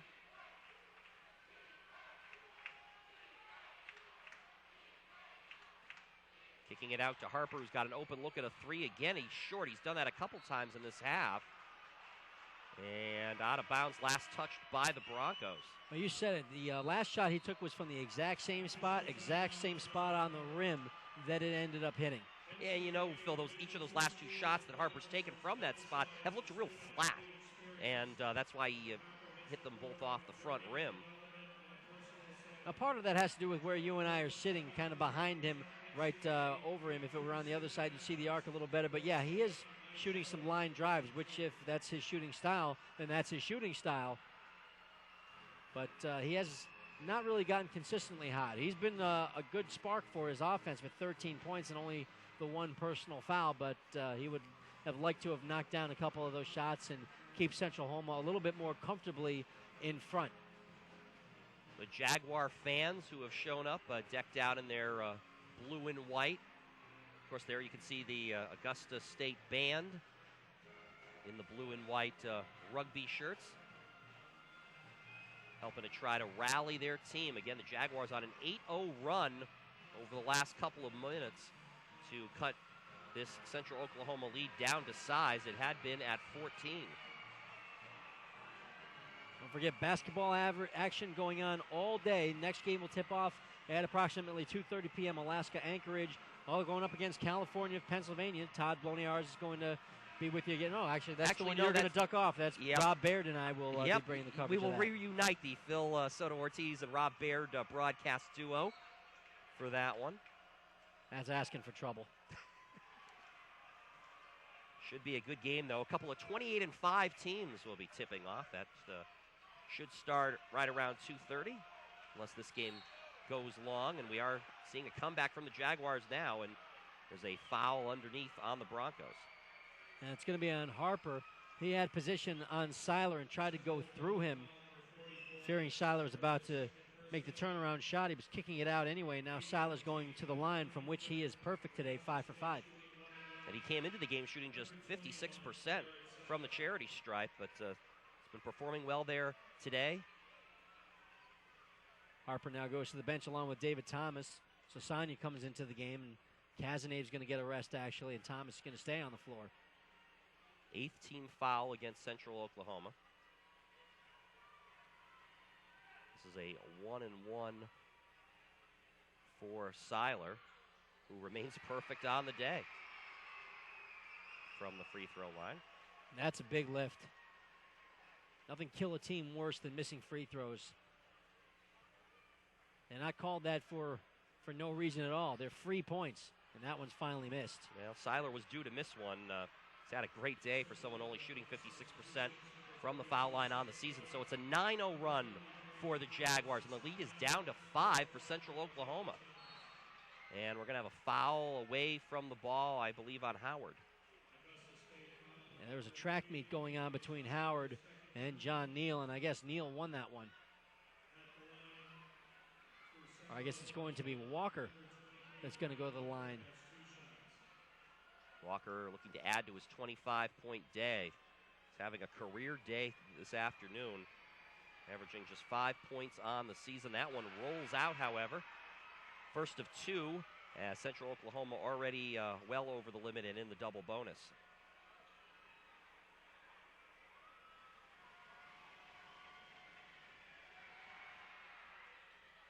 And that one is good for the senior from Tulsa, Brian Walker. So he makes 1 out of 2, and that stops the 9-0 Augusta State run with 7:24 to go. Walker's just blown his career high out of the water. His career high coming in was 17 against Oklahoma Christian about a year and a half ago, 18th of November in 2006 during his junior year. He's got 26 now. If Central Oklahoma were to lose this game, well, he'd not be too happy about ending his career that way, but he'd certainly look very fondly back on his career high coming in such a big stage. First shot by Ben Magin is up and good. Well-balanced day for Walker, too. 5 of 6 from the line, 3 of 6 shooting, couple of threes. Magin makes them both, so it's down to a 4-point lead, and Central Oklahoma almost throws that one away. Great heads up there by Belt and Neal to keep that one alive. And now the ball loose on the floor, picked up by Sasanya. There's the 3 for Sam Belt. Couldn't have come at a bigger time as the lead is back to 7 for the Broncos. And a terrific play inside by Sasanya. He picked that ball up, and he was getting his knees taken out from below, and there was no foul called. Now we see a nice take to the hoop by A.J. Bowman. Nice answer for the Jaguars. And as Bowman makes that shot, however, he is limping on his right knee. He may have twisted something on his way back up the floor. Bowman playing with the 4 fouls. Has just 9 points, the leading scorer on the season for Augusta State. Lead back down to 5. And going to have a foul reaching in. And that's going to be on Demetrius Howard, which the Jaguars will happily take because the next man to come in for the defense is A.J. Bowman. There's the shot on the floor, and Sasanya just getting jolted, getting the ball into the corner, and a very clutch three-pointer buried by Sam Belt. That gets him up to 14 points for the day, but Sasanya made the play inside. The kinesiology major at Central Oklahoma, Sam Belt, coming up with the big three there. Actually trying to remember what kinesiology is. I think it's something having to do, I think it's some kind of a, well, I don't even know, justice maybe? I'm not even going to take a shot at it. Has to do with motion. That's about the best I can say. Ah, okay, so he's, so it's in the medical field, I believe. Most likely. The lead is back up to 7 for the Broncos. We're down to 6:20 and clock running here in the second half. They work it back to Bowman. Bowman gets a shot blocked. That was Sasanya with the block. Long three, no good. Bowman with a big rebound. That's no good. Bowman does not seem to be showing the effects any longer of that right knee. Well, maybe a little bit as he's making his way back up the floor. 3 chances there for Augusta State. They could not cash in. I feel like I'm starting to gush too much about Michael Sasanya, but he rejected the shot by A.J. Bowman after a terrific move spinning toward the baseline by Bowman. He came out to help out his teammate who wasn't able to stay with him, then coming up with a defensive rebound, and that was a very painful foul that was committed by the Jaguars' Daniel Dixon because he got right underneath Sasanya, ended up taking the elbow in the chops and getting a foul called for his trouble, his 4th. And Sasanya makes the first free throw. Freshman from Oklahoma City. A lot of crooked numbers now in the foul column for Augusta State. 4 apiece on Bowman and Dixon. You see 3 for Siler and Howard. Kept alive. Another offensive rebound for the Broncos, and a big one as the lead had been down to 4 just a couple of moments ago. It is currently back up at 8 for Central Oklahoma, looking for their 29th win of the season, and a chance to advance to the semis, and a great reverse under, up, and in by Sam Belt, who is really showing some great moves, even with some limited offensive numbers today. Limited for him, Phil. But, I mean, we're seeing great moves by Belt both inside and outside. And he took that right at Siler, went for the reverse. He could have gone up straight, but he went for the reverse. I don't think Siler ever thought he was coming over. Dixon's shot rolls around, and that one will be out of bounds, last touched by Sasanya. Belt is up to 16 points now, which is closing in on his average. He averages 19 a game, leading the Broncos. He's also got 7 rebounds, which is right at his average. He averages just under 8.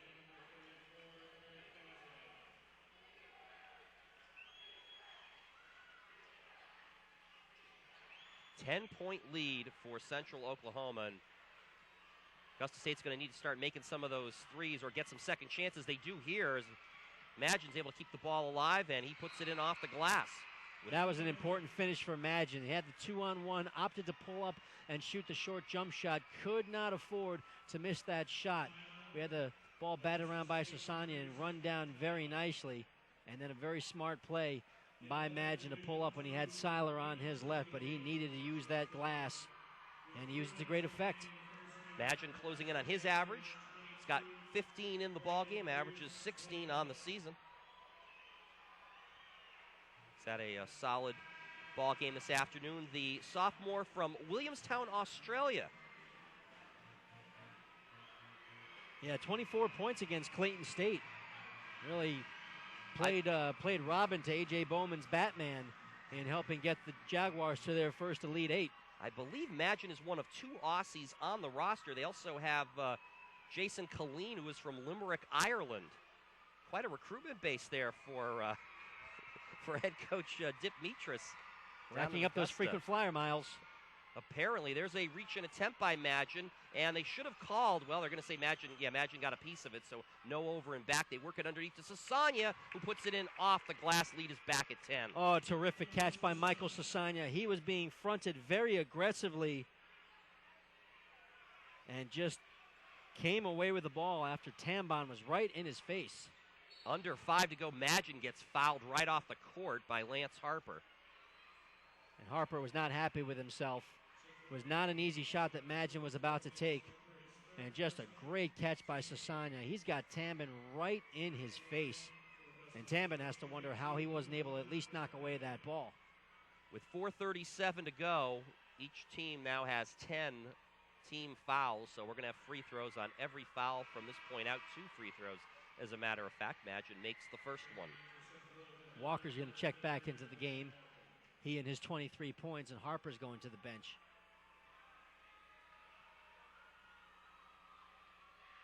Madgen right at his average, and now a little bit above it. 17 points for the sophomore.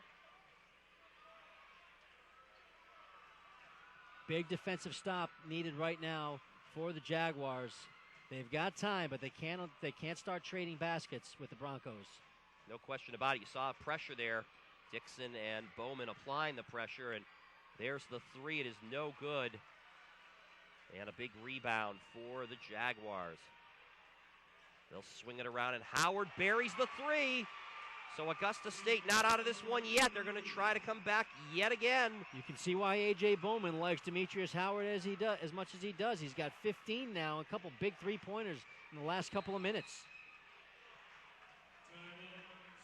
Going to have a timeout taken here by Central Oklahoma head coach Terry Evans with 3 minutes and 55 seconds remaining. What was once a 14-point lead for Central Oklahoma and was just 10 points a couple minutes ago is now down to 5. A 7-2 run by the Jaguars over the last minute. And they're right back in this one, down to a 2-possession game yet again, Phil. They continue to fight back. And they're doing it with a lot of their good players in foul trouble. They've got A.J. Bowman in the game. He's been back in the game for about 6 minutes now with those 4 fouls and has been staying away from foul trouble. He's also not filling up the bucket. He's still just got those 11 points. But at least it's drawing the attention of the Bronco defense a little bit away from some of the shooters, and they've been able to take advantage of that, particularly Howard, who on that last possession, you could see he was ready to shoot that ball before he even caught it. And Howard, pretty good three-point shooter, averaging 38% from beyond the arc for the season. So we're under 4 minutes to go, and I think you would expect to see Central Oklahoma milk as much time as they can off the shot clock, while still trying to work for a high percentage shot. Neal with Dixon all over him. Good to see Dixon back into the game after he was shaken up earlier. There's the kick out, and Belt misses, and a rebound for Madgen. Under 3.5 to go, almost a carry there by Madgen. He managed to regain control. Dixon will kick it back out. Madgen, a tough shot, no good, and Sasanya comes up with a big board for Central Oklahoma. Boy, he's been doing that a lot lately. That's only going to be his 5th rebound of the game. It sure seems like he's got a lot more than that. Coming up on 3 minutes remaining here in the second half. A 5-point game. They're going to work it into Sasanya, and are they going to call the offensive foul? Yes, they are. He's done. That's it for Michael Sasanya. The freshman, his day has come to an end with his 5th personal foul. Might have been a minor acting job by Tambin, as he might have taken the elbow in the chops. I'm not accusing him of anything, of course. 3:01 remaining, and got another timeout taken here. Well, with Sasanya going to the bench, each team will now get a breather while Central Oklahoma decides who to put into the game for Sasanya. That's a big spark player that's now going to be, that the Broncos are going to be without for the rest of the game. He's really done a lot of nice things away from the ball, knocking balls away. He had that block shot on Siler a few moments ago, a couple of rebounds. He did end up with 5, but they were 5 big rebounds, I think mostly in the second half, and Central Oklahoma is going to have to try and replace all those intangibles that he's brought to the team, but they definitely were able to build up a big lead in the first half with him on the bench because he got those 3 fouls so quickly, so you have to expect they can do it again. But right now, Augusta State hang in there, and 3:01 to go, still a lot of time, and this is going to be an even longer 3:01 because of the foul situation.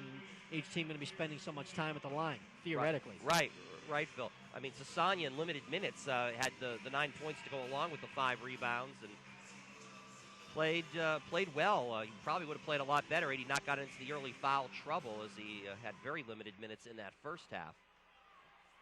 Both teams are in the double bonus as we set things up for you. Possession arrow is currently pointing in the direction of Central Oklahoma, which could be a factor with now under 3 minutes to go in a two-possession game. It's Terry Tucker that's come into the game for Central Oklahoma to replace Sasanya, and there he is on defense. And Siler missed that one. The turnaround was off the side of the rim, but he does draw a foul. He wasn't especially aggressive there. He was pretty much willing to just stick his hand straight in the air, but he didn't have his feet set. He doesn't like the call, but without his feet set, there's always a chance you're going to get that one. For the 6'11", 304-pound junior from Augusta, Georgia, Garret Siler, only 56% free throw shooting on the season, but today 6-4-7. And again, I put the whammy on him. I think that's number 2 today. I've got 2 on me. I believe the game is I can get 4 before I'm out. That's if you believe in that sort of thing. Or if I watch enough pressure luck. Here is Siler at the... And I just happen to remember the rules. Here is Siler with one more. Chance to try to get it down to a 4-point deficit, and he buries that one. So he's 7 for 9, still well above his average from the foul line for the season. 2:46 remaining, and it looks like he's going to check out here as Mitras is going to make a offensive-defensive switch. They don't need him fouling out on defense. And Neal over to Walker, and they're going to take some time off the clock. Kazanave and now Neal. They will try to loop it into Belt. Nice pass from John Neal to Sam Belt. And that's a big bucket with 2:22 to go. Well, you said it. Just a perfect touch pass, and one that was very easy for Belt to catch, too. It just sort of settled into his hand. So it is a 6-point game. Now Bowman with a tough jumper. He was off balance, tried to clear some space, and Belt comes up with the rebound. And that's his 8th. That puts him past his average. Despite the slow start for the senior Sam Belt from Central Oklahoma, his game's really picked up here in the second half. We're going to have a foul called on Howard. Bowman's now 4 for 11 from the floor, and I think on that last play, you saw him starting to get a little bit frustrated. And we see that nice pass again from Neal underneath to Belt. We're going to have Brian Walker going to the foul line. Chance to make this into a 3-possession game. And overall today, the 3-point shooting is certainly, the advantage has been, well, there's a nice little shooter's roll for Walker from the foul line, but the 3-point shooting has definitely been better for Central Oklahoma today, but it's going to be Augusta State that needs to start making them if they want to get back into the ball game. Now more offense, defense as Tucker checks back into the game. The Jaguars are just 6 for 20 from beyond the arc this afternoon. And they find themselves down by 8 points where they're going to have to start hoisting a few more of those trays. Just 1:52 to go. And Dixon brings it up a bit slowly. And again, these baskets are going to have to come fairly quick from the Jaguars. Dixon will try the 3 with Neal's hand in his face, and he buries it with 1:37 to go. So now it's a 5-point game, 81-76, and a quick timeout taken by the Jaguars. And a gutsy decision by the sophomore Daniel Dixon. He had A.J. Bowman to his left. He could have gone for the up fake and might have been able to find Bowman alone, but Bowman's been a little bit cold, and Dixon has gotten the hot hand at times during this ball game. He's now got 15 on the afternoon, and with that shot, he definitely keeps his team alive. Actually, I believe Dixon's at 9 for the game, and all of his shots have been threes here today. He's 3 for 5 from the 3-point line. I believe that's where he's taken all of his shots. All of Dixon's shot attempts in this game have been from beyond the arc. Also has a couple rebounds and an assist to his credit. He was, of course, shaken up earlier in the second half. And again, you see a shot there of the Augusta State band making the trip up from Georgia. And now a big inbound by Belt, and we'll see Sure, we'll see Augusta State putting on the full court pressure. Belt trying to find an open man. He gets it to Neal. And now Belt is fouled by Magin with 1:34 to go. That's going to be the third personal on Magin. But Belt going to the line. He's got 18 points. It's been a very quiet 18 points for Sam Belt. But 18 points is 18 points no matter how you get them. Well, one of the problems from Augusta State's standpoint right now, Phil, is I just look up there. 3 of the 5 players currently in the game for the Jaguars are playing with 4 fouls, so they actually have to be a little careful as to who's going to commit the fouls. Magin, that was only his second, so it was okay for him to commit that reach-in on Belt. But now we've got Belt at the foul line where he's been very successful, and he makes that one. Belt, for his career coming into today's game, a 78% free throw shooter. Now 4 for 5 on the day. Belt and Harper have taken more shots than anybody else by far. They've taken 12 and 13 respectively, but they do spread it around a little bit. A couple guys have taken 6 shots from the floor, a couple guys with 5. As we see Belt make the free throws, those are big. Yeah, that second one was big because it pushes the lead back up to 7, a 3-possession game with just a minute and a half to go. And again, Dixon needs to hurry. Neal got some pressure on that. Dixon does a nice job to keep that in bounds as Neal did get a hand on it.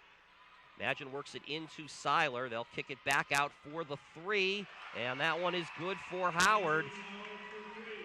So it's again a 4-point deficit. That's actually the closest that Augusta State has gotten here in the second half, but there's a steal by Dixon. Back to Howard, another open 3, bang! Just like that, it's a 1-point game with a minute 2 to go.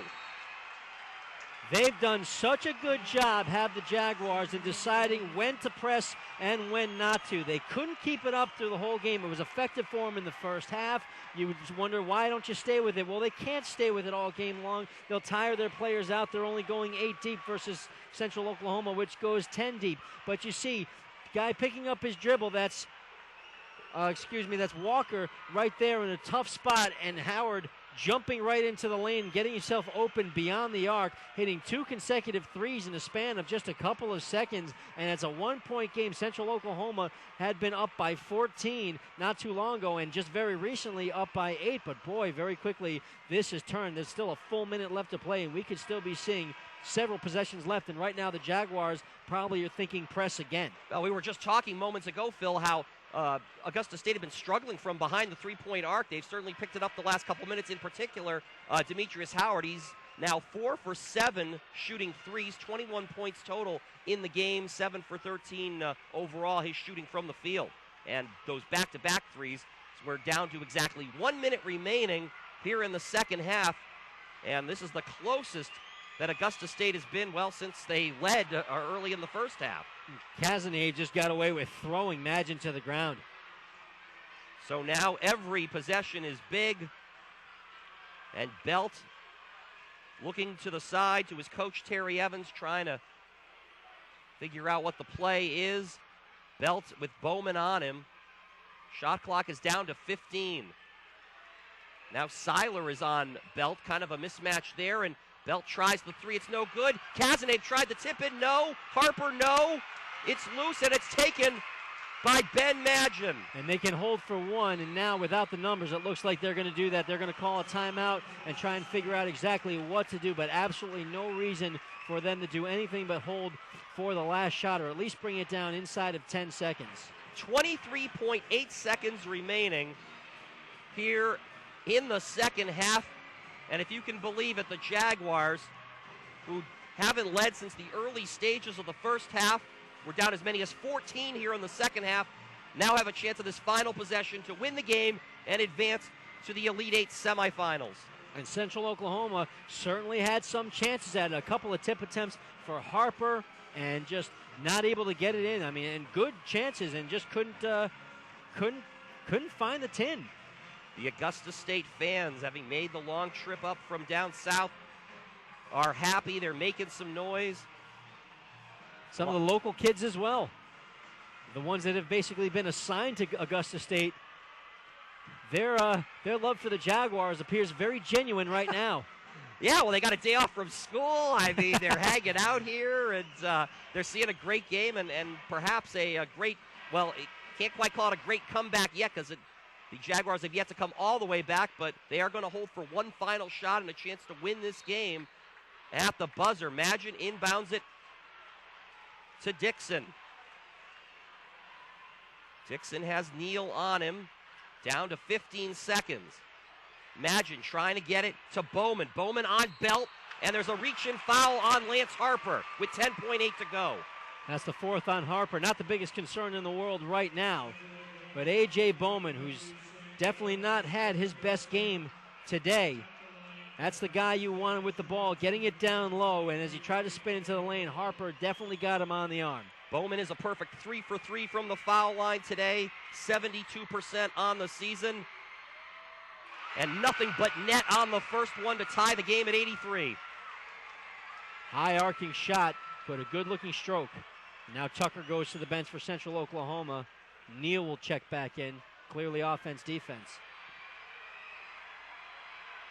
This one is for the lead, and it's off the front of the rim. And they're not going to call a timeout to set something up. They're just going right to it.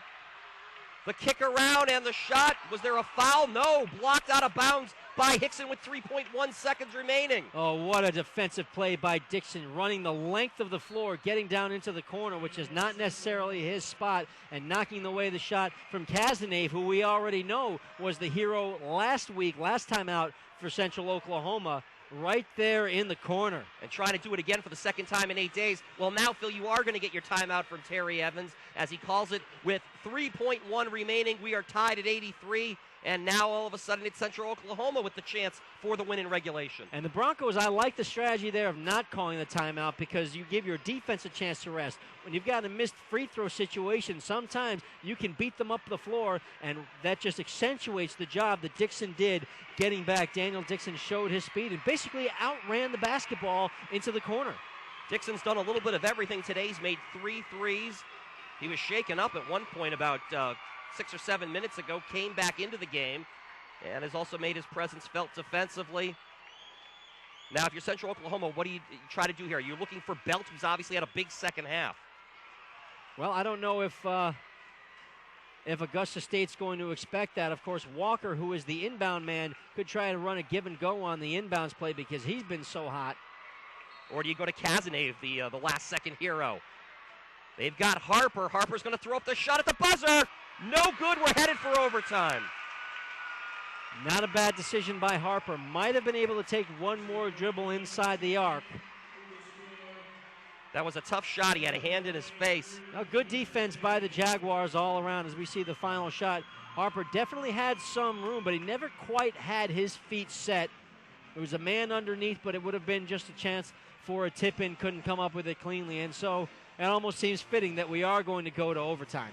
Well, certainly it's been back and forth on both sides today, and if this first game is any indication, you better stick around with us here at NCAA.com for the remainder of the day. Still 3 more games to follow this one. Our next game scheduled to start at 2:30, but I can imagine with the overtime now in this one, we're going to be pushing that back just a little bit, and we will have that game starting sometime after this one. I would say probably about 30, 40 minutes after the conclusion of this first game. Again, we are grateful you could join us here on NCAA.com. I'm Todd Bloniars along with Phil Soto-Ortiz and our entire crew, including our director, Steve Clay, who's also our replay coordinator and scorebar operator, and our cameramen, Brian Webster and Steve Cruikshank. Leading scorers in the game for Augusta State, Demetrius Howard and Garret Siler, each with 21 points. Sam Belt, the All-American for Central Oklahoma, he's the Broncos leader with 19. He's also had some help from Walker as well as Harper with 15 and 13 respectively. We're seeing part of the comeback here at the end of regulation. A couple of quick threes from Demetrius Howard helped bring Augusta State back from as many as 14 down in that second half. And the tip for the overtime controlled by the Jaguars, who certainly have the momentum with the way they came back. Dixon missing the 3. Those are the only shots he's attempted in this game. All 6 of them have come from behind the arc. That wasn't a bad one, just rimmed out. And now Dixon gets a hand on it and steals it away from John Neal. Dixon with the pass off to Siler for the slam. Harper got back, but there was nothing much he could do. Now the ball's almost taken away by Dixon. Harper basically had to make a decision. He decided to play the man with the ball. That left Siler open. Cazenave for the three as he was falling down in front of his own bench. Well, that's the one that he wanted with 3 seconds left in the second half. Same spot. Central Oklahoma retakes the lead by 1. What a great game this has turned out to be. Well, we told you that at the opening tip-off, so we wanted you to stick around, and it certainly played out that way. The shot no good by Dixon, who tried another three. And another rebound for Cazenave. That's 5 for him. Don't forget 3 Augusta State players playing with 4 fouls, including A.J. Bowman, along with Dixon and Demetrius Howard.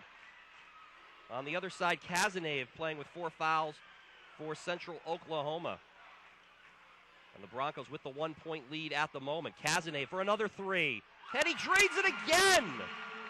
Well, back-to-back threes. Jaguars got what they deserved there. They just saw him drain one just moments ago. That time just a step slow. Imagine was out there, but just didn't get out there in time. After the penetration, they should have known where the ball was going, or certainly known that there was a chance. Imagine with a tough shot, and it was blocked by Brian Walker, who got a piece of that. And a great play by Sam Bell, catching the ball on the rebound as he's flying out of bounds and just knowing where Walker was heading in. And as we see the three-pointer from Cazenave, the second one in consecutive trips up the floor to give Central Oklahoma the 4-point lead in overtime. And the Jaguars, no, can't excuse them for just forgetting about that. Imagine trying to pick off the pass when he should have been worrying about the shooter. Cazenave, like Daniel Dixon for Augusta State, all of Cazenave's shot attempts have been from beyond the three-point arc. He is 4 for 9 shooting from out there, as the first free throw by Walker is good in what's been a fast-paced moving overtime period, already down to just 3:06 to go. The lead is back up to 5, and now counted 6 for the Broncos. Now Walker's got 17 points. That equals his career high. We had a problem with the stats earlier where it said that he had 26 points, and we errantly said that that was his career high. Oh, okay, they have fixed that. Here's Howard trying to get it back to Siler. Harper got a piece of it. Now Dixon for another three. No good. Ball's loose on the floor. Nice pass inside. Bowman to Siler, who lays it in and draws the foul. And a nice play by Siler, catching the ball and then pulling it away as the defense went by him, drawing the contact. We're going to see this on the replay. Nice little shovel pass underneath. And Siler puts in a big shot. Couple Broncos had a chance at that rebound. They just knocked it away from each other. Chance for Siler to make it a one-possession game. He buries it. Now 8 for 10 from the foul line here this afternoon. Well, you talk about two teams that like to hoist up the threes. Between the two clubs, we've had 63 attempts taken from beyond the arc. Central Oklahoma currently 14 for 38, and Augusta State at just 9 for 25. However, 2 of those came late by Demetrius Howard to help bring the Jaguars back and get them into this overtime. And Siler and his 4 fouls go back to the bench for the defense. It is a one-possession game with under 2.5 to go. Neal with Dixon on him. Now Neal loses the handle. Dixon may have gotten a hand on that, poked it loose. It's picked up there by Tambone. And the far side official is going to grant him the timeout. And they did give Luke Tambone the timeout. I believe I was mispronouncing his name a little earlier, but was double-checking my notes. And Luke Tambone, the senior from Savannah, Georgia.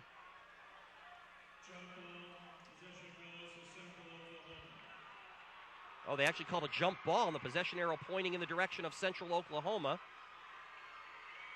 So no timeout given to the Jaguars with 2:15 to go. No, but you'll take that. That's not the worst thing in the world, because now you knock the ball away. They're still going to have the ball, will Central Oklahoma, with 17 on the shot clock, and the arrow is going to go over to the Jaguars for next time. Quick substitution for the Broncos. It'll be David Thomas, a junior from Houston, Texas, to inbound. He comes in for Tucker. I think it might be one of the first times we've seen Thomas this afternoon. He'll inbound for the Broncos. Harper will bring it into the forecourt. He's got Tambone on him. Demetrius Howard playing with 4 fouls, defending on Thomas. There's a long shot with the shot clock expiring by Brian Walker, and it was an air ball, so shot clock violation and a turnover for the Broncos. Good defense by Demetrius Howard, as you mentioned, playing with the 4 fouls, as is everybody on the floor for the Jaguars, with the exception of Tambone. But playing with no fear, staying right up on his man's face. Can't let him get off open shots. It is a 3-point lead for Central Oklahoma. Here in this overtime, they've led by as many as 6. Big possession for the Jaguars of Augusta State. Now Bowman almost lost the handle, gets it back out to Magin. It's an air ball, saved, and a great job done by Walker, who's had a really great game this afternoon. Magin shot well from downtown, but that one obviously well off, and he was open. Down to under 1.5 minutes remaining in the overtime. A 3-point lead for the Broncos, who are looking to advance. And smart play by Tucker just to stay there and hold the ball. He's not a ball handler. Walker looking for the screen. Now he's just going to drive in, and he draws the foul on Demetrius Howard, and that will end the afternoon for the Augusta State senior. I got to think that Brian Walker knew what he was doing when he saw Howard on him, just decided to explode with that right foot and go by him. And all Walker could do was either foul him or let him go, and letting him go would have meant this would have become a 5-point game, which it may now become anyway. And now Demetrius Howard is gone. And that might be the last of his college career unless his teammates can bail him out and come back and win this game. The 6'5 senior heads to the bench, having fouled out of this one. It's the first player with all the players with 4 fouls, Phil. It's amazing that was the first player to actually foul out of the game. Now Steve Smith's going to check back in for the Jaguars. We haven't seen him in quite some time. Just as a quick aside, that has to be the most popular name for an athlete. If you want your kid to be a big-time athlete, name him Steve Smith. Yeah, it is a pretty popular name, I guess. Regardless of the sport, big first free throw by Walker. And he makes them both. It's up to a 5-point lead once again for the Broncos. Down to 1:10 minutes remaining. Do the Jaguars have yet another comeback in them? A reach in, and it's poked loose, and it's staved. Here's the 3, and it's buried by Bowman. With 58.8 to go, and it's back down to a 2-point lead for Central Oklahoma. What a big shot by A.J. Bowman. Unsettled, but the ball comes to him. Just had to hit it, and he did. Less than a minute to go in the overtime. Had he missed that, it still would have been a 5-point game, and possibly Central Oklahoma with the ball. Jaguars needing to foul. Somebody might have fouled out. Because he was able to hit that shot, none of that stuff happens. Instead, it's a 2-point game, and they don't have to foul now. They can just play for a stop, even if Central Oklahoma wants to run it all the way down. And for Bowman, the senior from Tignall, Georgia, now up to 15 points in the ballgame, still playing with those 4 fouls. Bowman, of course, leading the Jaguars on the season, averaging just under 20 points a game, coming up with that big 3 on the season. Bowman shooting 32.5% from beyond the arc. And the lead back down to 2 for Central Oklahoma. Broncos have had trouble with the Jaguar press, not guarding the inbounds guy. And will they need a timeout? Are they calling the 5? Oh, they got the timeout. Did Central Oklahoma? It was the coach, Coach Evans, who asked for the 30-second timeout. His belt was just about to get it in. So again, let's set things for you. 58.8 seconds remaining here in the overtime. Each team in the double bonus with over 10 team fouls, so everything results in 2 free throws from this point, and the possession arrow pointing in the direction of Augusta State. This is what March Madness is all about, Phil. A great game, overtime. A 1-possession ball game. Great defense and offense on both sides today for these 2 competitive clubs. Well, you said it, and we've seen big shots at big time, and none bigger than that last one by A.J. Bowman, who now has 15 points. Still a little bit below his average as we are in the overtime. I also believe this is the first time these 2 teams have ever met. in their histories. Well, they're going to remember each other this time.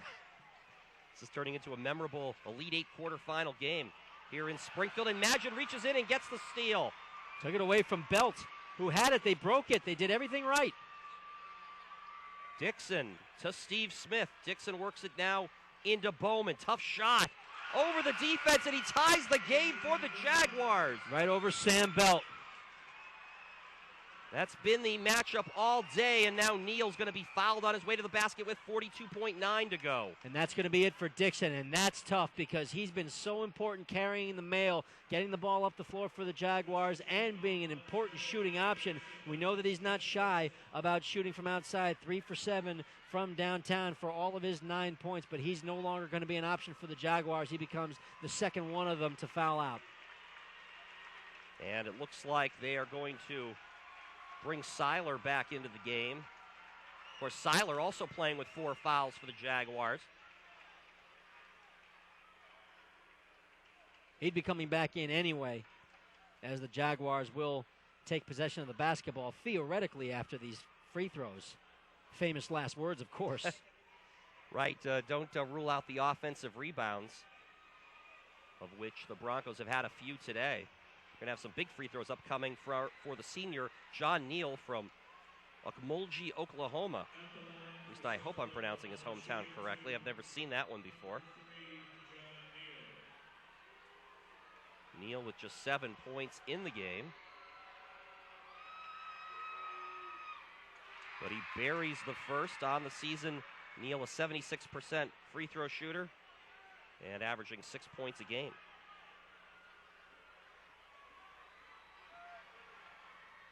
Neal makes them both, and Central Oklahoma gets the lead back at 95-93. Under 35 seconds remaining in the clock running. Augusta State has not led since early in the first half. They've trailed by as many as 14. Now Bowman a tough shot, and he'll draw the foul in the paint. And that's going to be the 4th on Harper. Gutsy call by Central Oklahoma coach Terry Evans to allow his men to go one-on-one with A.J. Bowman. Bowman went right to it, posted up on Harper. Harper did the best he could, but basically got Bowman on the way up. Bowman up to 17 points for the game. And he's now 5 for 6 from the free throw line. Should go without saying that this is a huge free throw to tie this game up. But even if he does, Central Oklahoma can hold for one again. And he misses, but Magin gets the rebound. It's tied up for a jump ball. The possession arrow pointing in the Jaguars' direction. They'll retain possession. Now that highlights that play that Tambone made on the play over there on the other side of the floor when he tied up the Central Oklahoma player, because that switched the arrow. Central Oklahoma kept the ball. They never scored, and now because of that play, it's Jaguar ball on this jump ball situation. 23.5 seconds remaining. And the Jaguars will inbound from under their basket. They get it into Siler, who draws the foul. Thought he was going to finish off the play. Instead, he's going to have to earn him at the free throw line with 22 seconds remaining. And 27 points in the game for Siler. He's 8 for 10, and they just kind of go right back to what's been working so often for them today. Just lofted up there where Siler towers over everybody. He's 6'11". It's not just that he's so wide. He's 6'11". You get it up there to its highest point, and he's going to be the guy with the best chance to catch that ball every time. Siler, the leading scorer in the ball game with 26 points, 9 for 14 from the field, and 8 for 10 from the free throw line. We're tied again at 95. And you can kind of see why Siler doesn't have great free throw shooting numbers for the season. He kind of brings the ball back behind his head when he puts it up there. If it works for you, great. Not necessarily the way that you would teach young people to shoot free throws. Siler's got to be closing in on a career high if he hasn't surpassed it already. He misses the second. The ball is tipped. It's loose in the air. It's taken by Kazanave. And no timeout being taken here by Central Oklahoma with the score tied. They're going to hold for the last shot. Neal gets it to Walker. Brian Walker down to 5 seconds. And here comes Kazanave. They swing it around. Neal for the win. They ran out of time. They didn't know how much time was left. The shot will not count as there were zeros up on the scoreboard, and we are going to a second overtime. How in the world did the Broncos lose track of the clock there, Phil? Well, you have to fault them for that, but at the same time, credit Tambone with the defense. I think he basically intimidated Neal into the up fake, trying to go for the up and under, because he just thought he wasn't going to get that shot off anyway. And he might have been right, so he might have just, not realizing how much clock was left, might have tried to make a move, figuring the only chance he had was to make the fake and try to get it off, but he just didn't have time to do it. You don't always know down to the 10th of the second where the clock is, and I give you a lot of credit if you do. I don't have that kind of clock in my head. If you look at the 8 teams that are playing in this Elite 8, as we see the final, we see one of the nice passes underneath to Siler, who's had the big game with 27 points to lead all scores. But if you look at the 8 teams that are playing here in Springfield today, we are seeing 2 of the 3 lowest teams as far as their national rankings. 10th ranked Augusta State, 21st ranked Central Oklahoma, and of course they are the lowest of the 8 ranked teams, yet these 2 teams have really proven to have a great matchup here this afternoon, a great game, and we're headed to a second overtime period. Well, I think Division II is a little bit more stratified than Division I, or as long as you've got the top 20 or 30 teams in the country, you've got good quality basketball. It's a little bit at the lower levels where there's more of a cliff effect, a drop-off.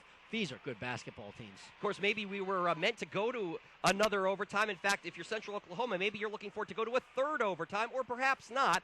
Their only other trip to the Elite 8 was a triple overtime game, which they lost to Bridgeport back in 1992. They're certainly hoping for better results here today, and they have not trailed in this game since early in the first half, but for Augusta State, they've been able to tie it a few times when it's counted most. The war of attrition slightly favors Central Oklahoma because a couple of Jaguars have already fouled out of the game, 2 more with 4 fouls, but the Broncos still have 2 players with 4 fouls as well. Demetrius Howard and Daniel Dixon have both fouled out of this game for Augusta State, and they've played very well today. Of course, Mike Sasanya is fouled out of the game for Central Oklahoma, and what a hustle play, and that's going to be Augusta State ball. And down on the floor, a little shaken up, is A.J. Bowman. But what a great play as he threw the ball off of John Neal. And we're going to see the replay of this one. Wow. Well, they could have called a foul on just about anybody involved there. They're just hammering each other the whole way up the floor. They didn't call anything. We've been mentioning how we like the fact that they were letting some of that stuff go. And A.J. Bowman got the last laugh with that very smart play. Bowman, the second leading scorer in Augusta State history. But showed you right there, he can do just more than put the ball in the basket. So we have begun overtime number 2. Bowman for 3. Bang! The first lead for the Jaguars since early in the first half. Well, if that one that he hit to keep the Jaguars in the game late in the first overtime period was big, that one was even bigger. The Jaguars need to play in front a little bit and finally have a chance to do so. Neal trying to hold on to the ball. Steve Smith defending. They work it inside. Tucker will kick it back out to Neal. Belt has been quiet the last few minutes. They work it cross court to Kazanev. Now to Belt. He's got a good look at a 3. Front rims it no good. And the rebound taken down by the Jaguars. Smith took it away from a much bigger player because Tucker had position. Here's Smith driving to the basket, no good. And the rebound by Walker. Down to 3:45 clock running in the second overtime. Driving to the basket, and Siler, if they call that one on Siler, that's his 4th, excuse me. Thought he was playing with 4, but they've got 3 up on the scoreboard. Actually going to call that one on Caleb Brown, the freshman. It's only his 2nd foul. Well, the Jaguars are certainly going to be happy for that. Walker with his 20th point of the game, and that is a career best for the senior from Tulsa, Oklahoma, Brian Walker. He's just getting better as this tournament goes along. He hits them both, and it's a 1-point lead for Augusta State. 3:40 to go. Here in double overtime. Very first Elite 8 game for the Jaguars, and only the second for the Broncos, and their other one was a triple overtime doozy. That one is knocked out of bounds. Good hands by Walker. He's doing good things on both ends of the floor. There's a couple of big free throws keeping Central Oklahoma in this game because they could be kicking themselves about the couple chances they've had to win this game that haven't been able to do it. So many players in this game have done so many little things. Now Siler, another slam. Boy, when he scores with authority. Now 29 points in the game to lead all scorers. Garret Siler. Walker did all he could there to try and come out and intercept that pass, which took a long time to get to Siler. But once he didn't get a hand on it, there was no other way that play was going to end. And it's appropriate that slam got Augusta State to the 100-point mark. 100-97. We're here in double overtime. The Broncos miss. Here's an alley-oop attempt. Wild attempt by Magid. Bowman was underneath the ball. Loose and score the basket for Caleb Brown, and he got fouled. Not a trip up the floor or back on defense that Tucker's going to remember. He was the cutter that couldn't make the layup, got himself too in deep on the offensive end. Now he's got a great chance right there to come up with a loose ball, and then he undercuts Bowman or make that Caleb Brown. The freshman from Dumfries, Virginia, Caleb Brown, 6'4", 202-pounder, playing some key minutes right now for Dip Mitras' squad, as of course Daniel Dixon has fouled out of the game.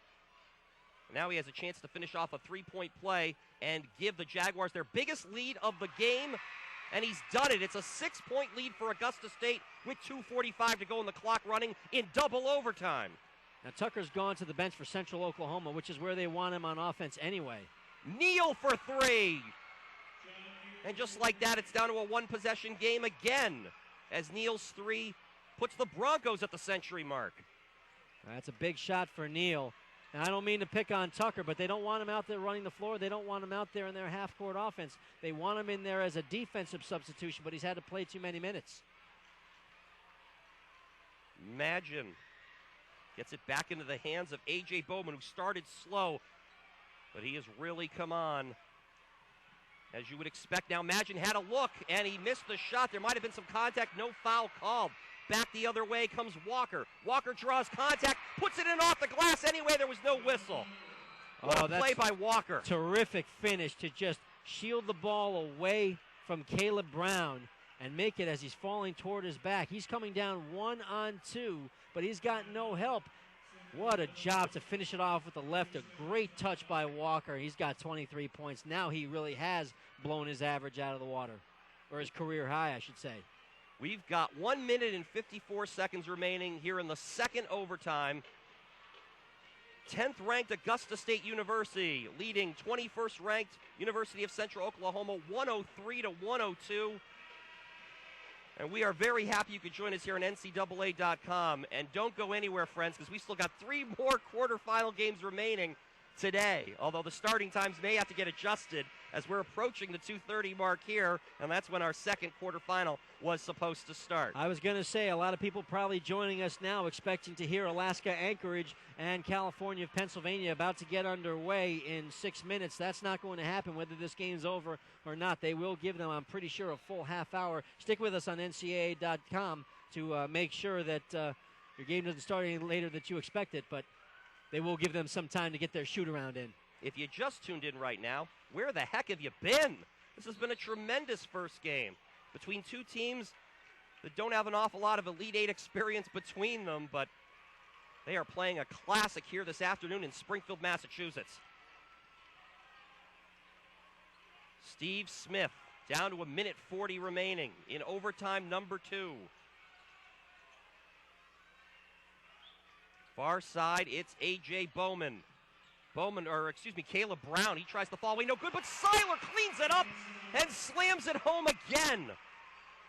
They just can't match up with him inside. If that rebound's going to come that close to the basket, chances are Siler's going to have a chance to do that. 31 points for the 6'11", 304-pound junior Garret Siler. Neal misses, and Bowman comes down with the board. They don't have to foul yet, but they're starting to run into that trouble. Down by 3, and with almost a minute, and Smith almost got away with a walk. Well, he did get away with the walk, actually. Magid has it. I know what you were trying to say. We're under a minute to go in double overtime. And a 3-point lead for the Jaguars of Augusta State. Caleb Brown down to 6 on the shot clock. And now Steve Smith, someone's going to have to throw this one up. Bowman with 2 on the clock. It's an air ball, and it'll be a shot clock violation. Moot point anyway, as Kazanave comes down with the rebound. Walker trying to draw a foul on Bowman. That would have been his 5th. Kazanave for 3. It's in and out. Siler, a big rebound. They're going to need to foul now, but they don't want to foul Magin. They definitely don't want to foul Siler. Now Bowman alone. Bowman's alone. Belt's on him, and Bowman missed the dunk, but Belt fouled him with 15.5 seconds remaining. And if Bowman hits one of these 2 free throws, it may be over. Still some time, but it is a 3-point game. You see Belt there on the foul, and Bowman could not finish off the dunk. And if he had, this baby could be just about over. Unless Reggie Miller's somewhere in the house and I don't see him. And there's Siler. You just cannot account for a guy that big. Sam Belt was right with him and not in bad position, but there's just no way to get around him. 31 points for Siler to lead all scorers today. Bowman drains the first one. He's now up to 22 points in the game. Tambone's going to come back in and play some defense. Siler's going to go out.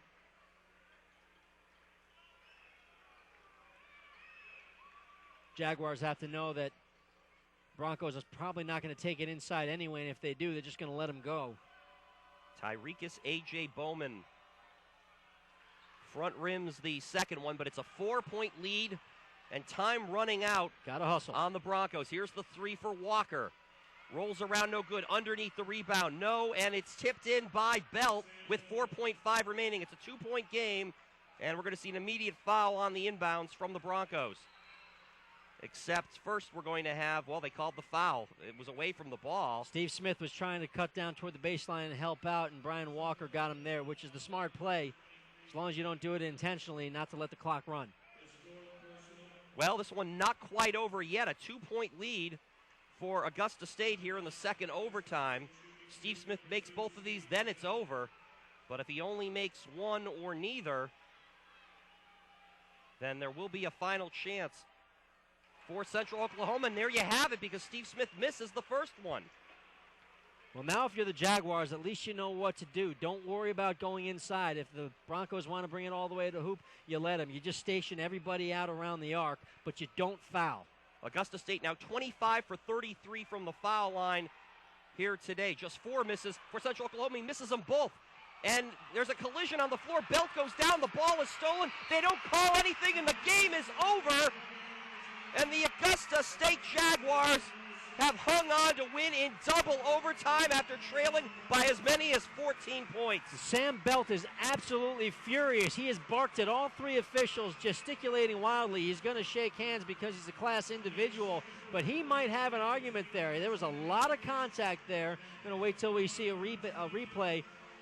What a tough way for the senior Sam Belt from Broken Arrow, Oklahoma, for his career to end. We see the loose ball there. This was after the play. The ball was loose. Belt had gotten off the floor. And earlier when we saw players' feet getting tangled up, we got a foul called. Steve Smith and Belt. Smith and Belt are tied up, and I got to believe that there's no way Belt is falling down on his own there. Smith was right with them. Somehow their feet must have gotten tangled up, and whether it's intentional or not, that has to be a foul, I would think.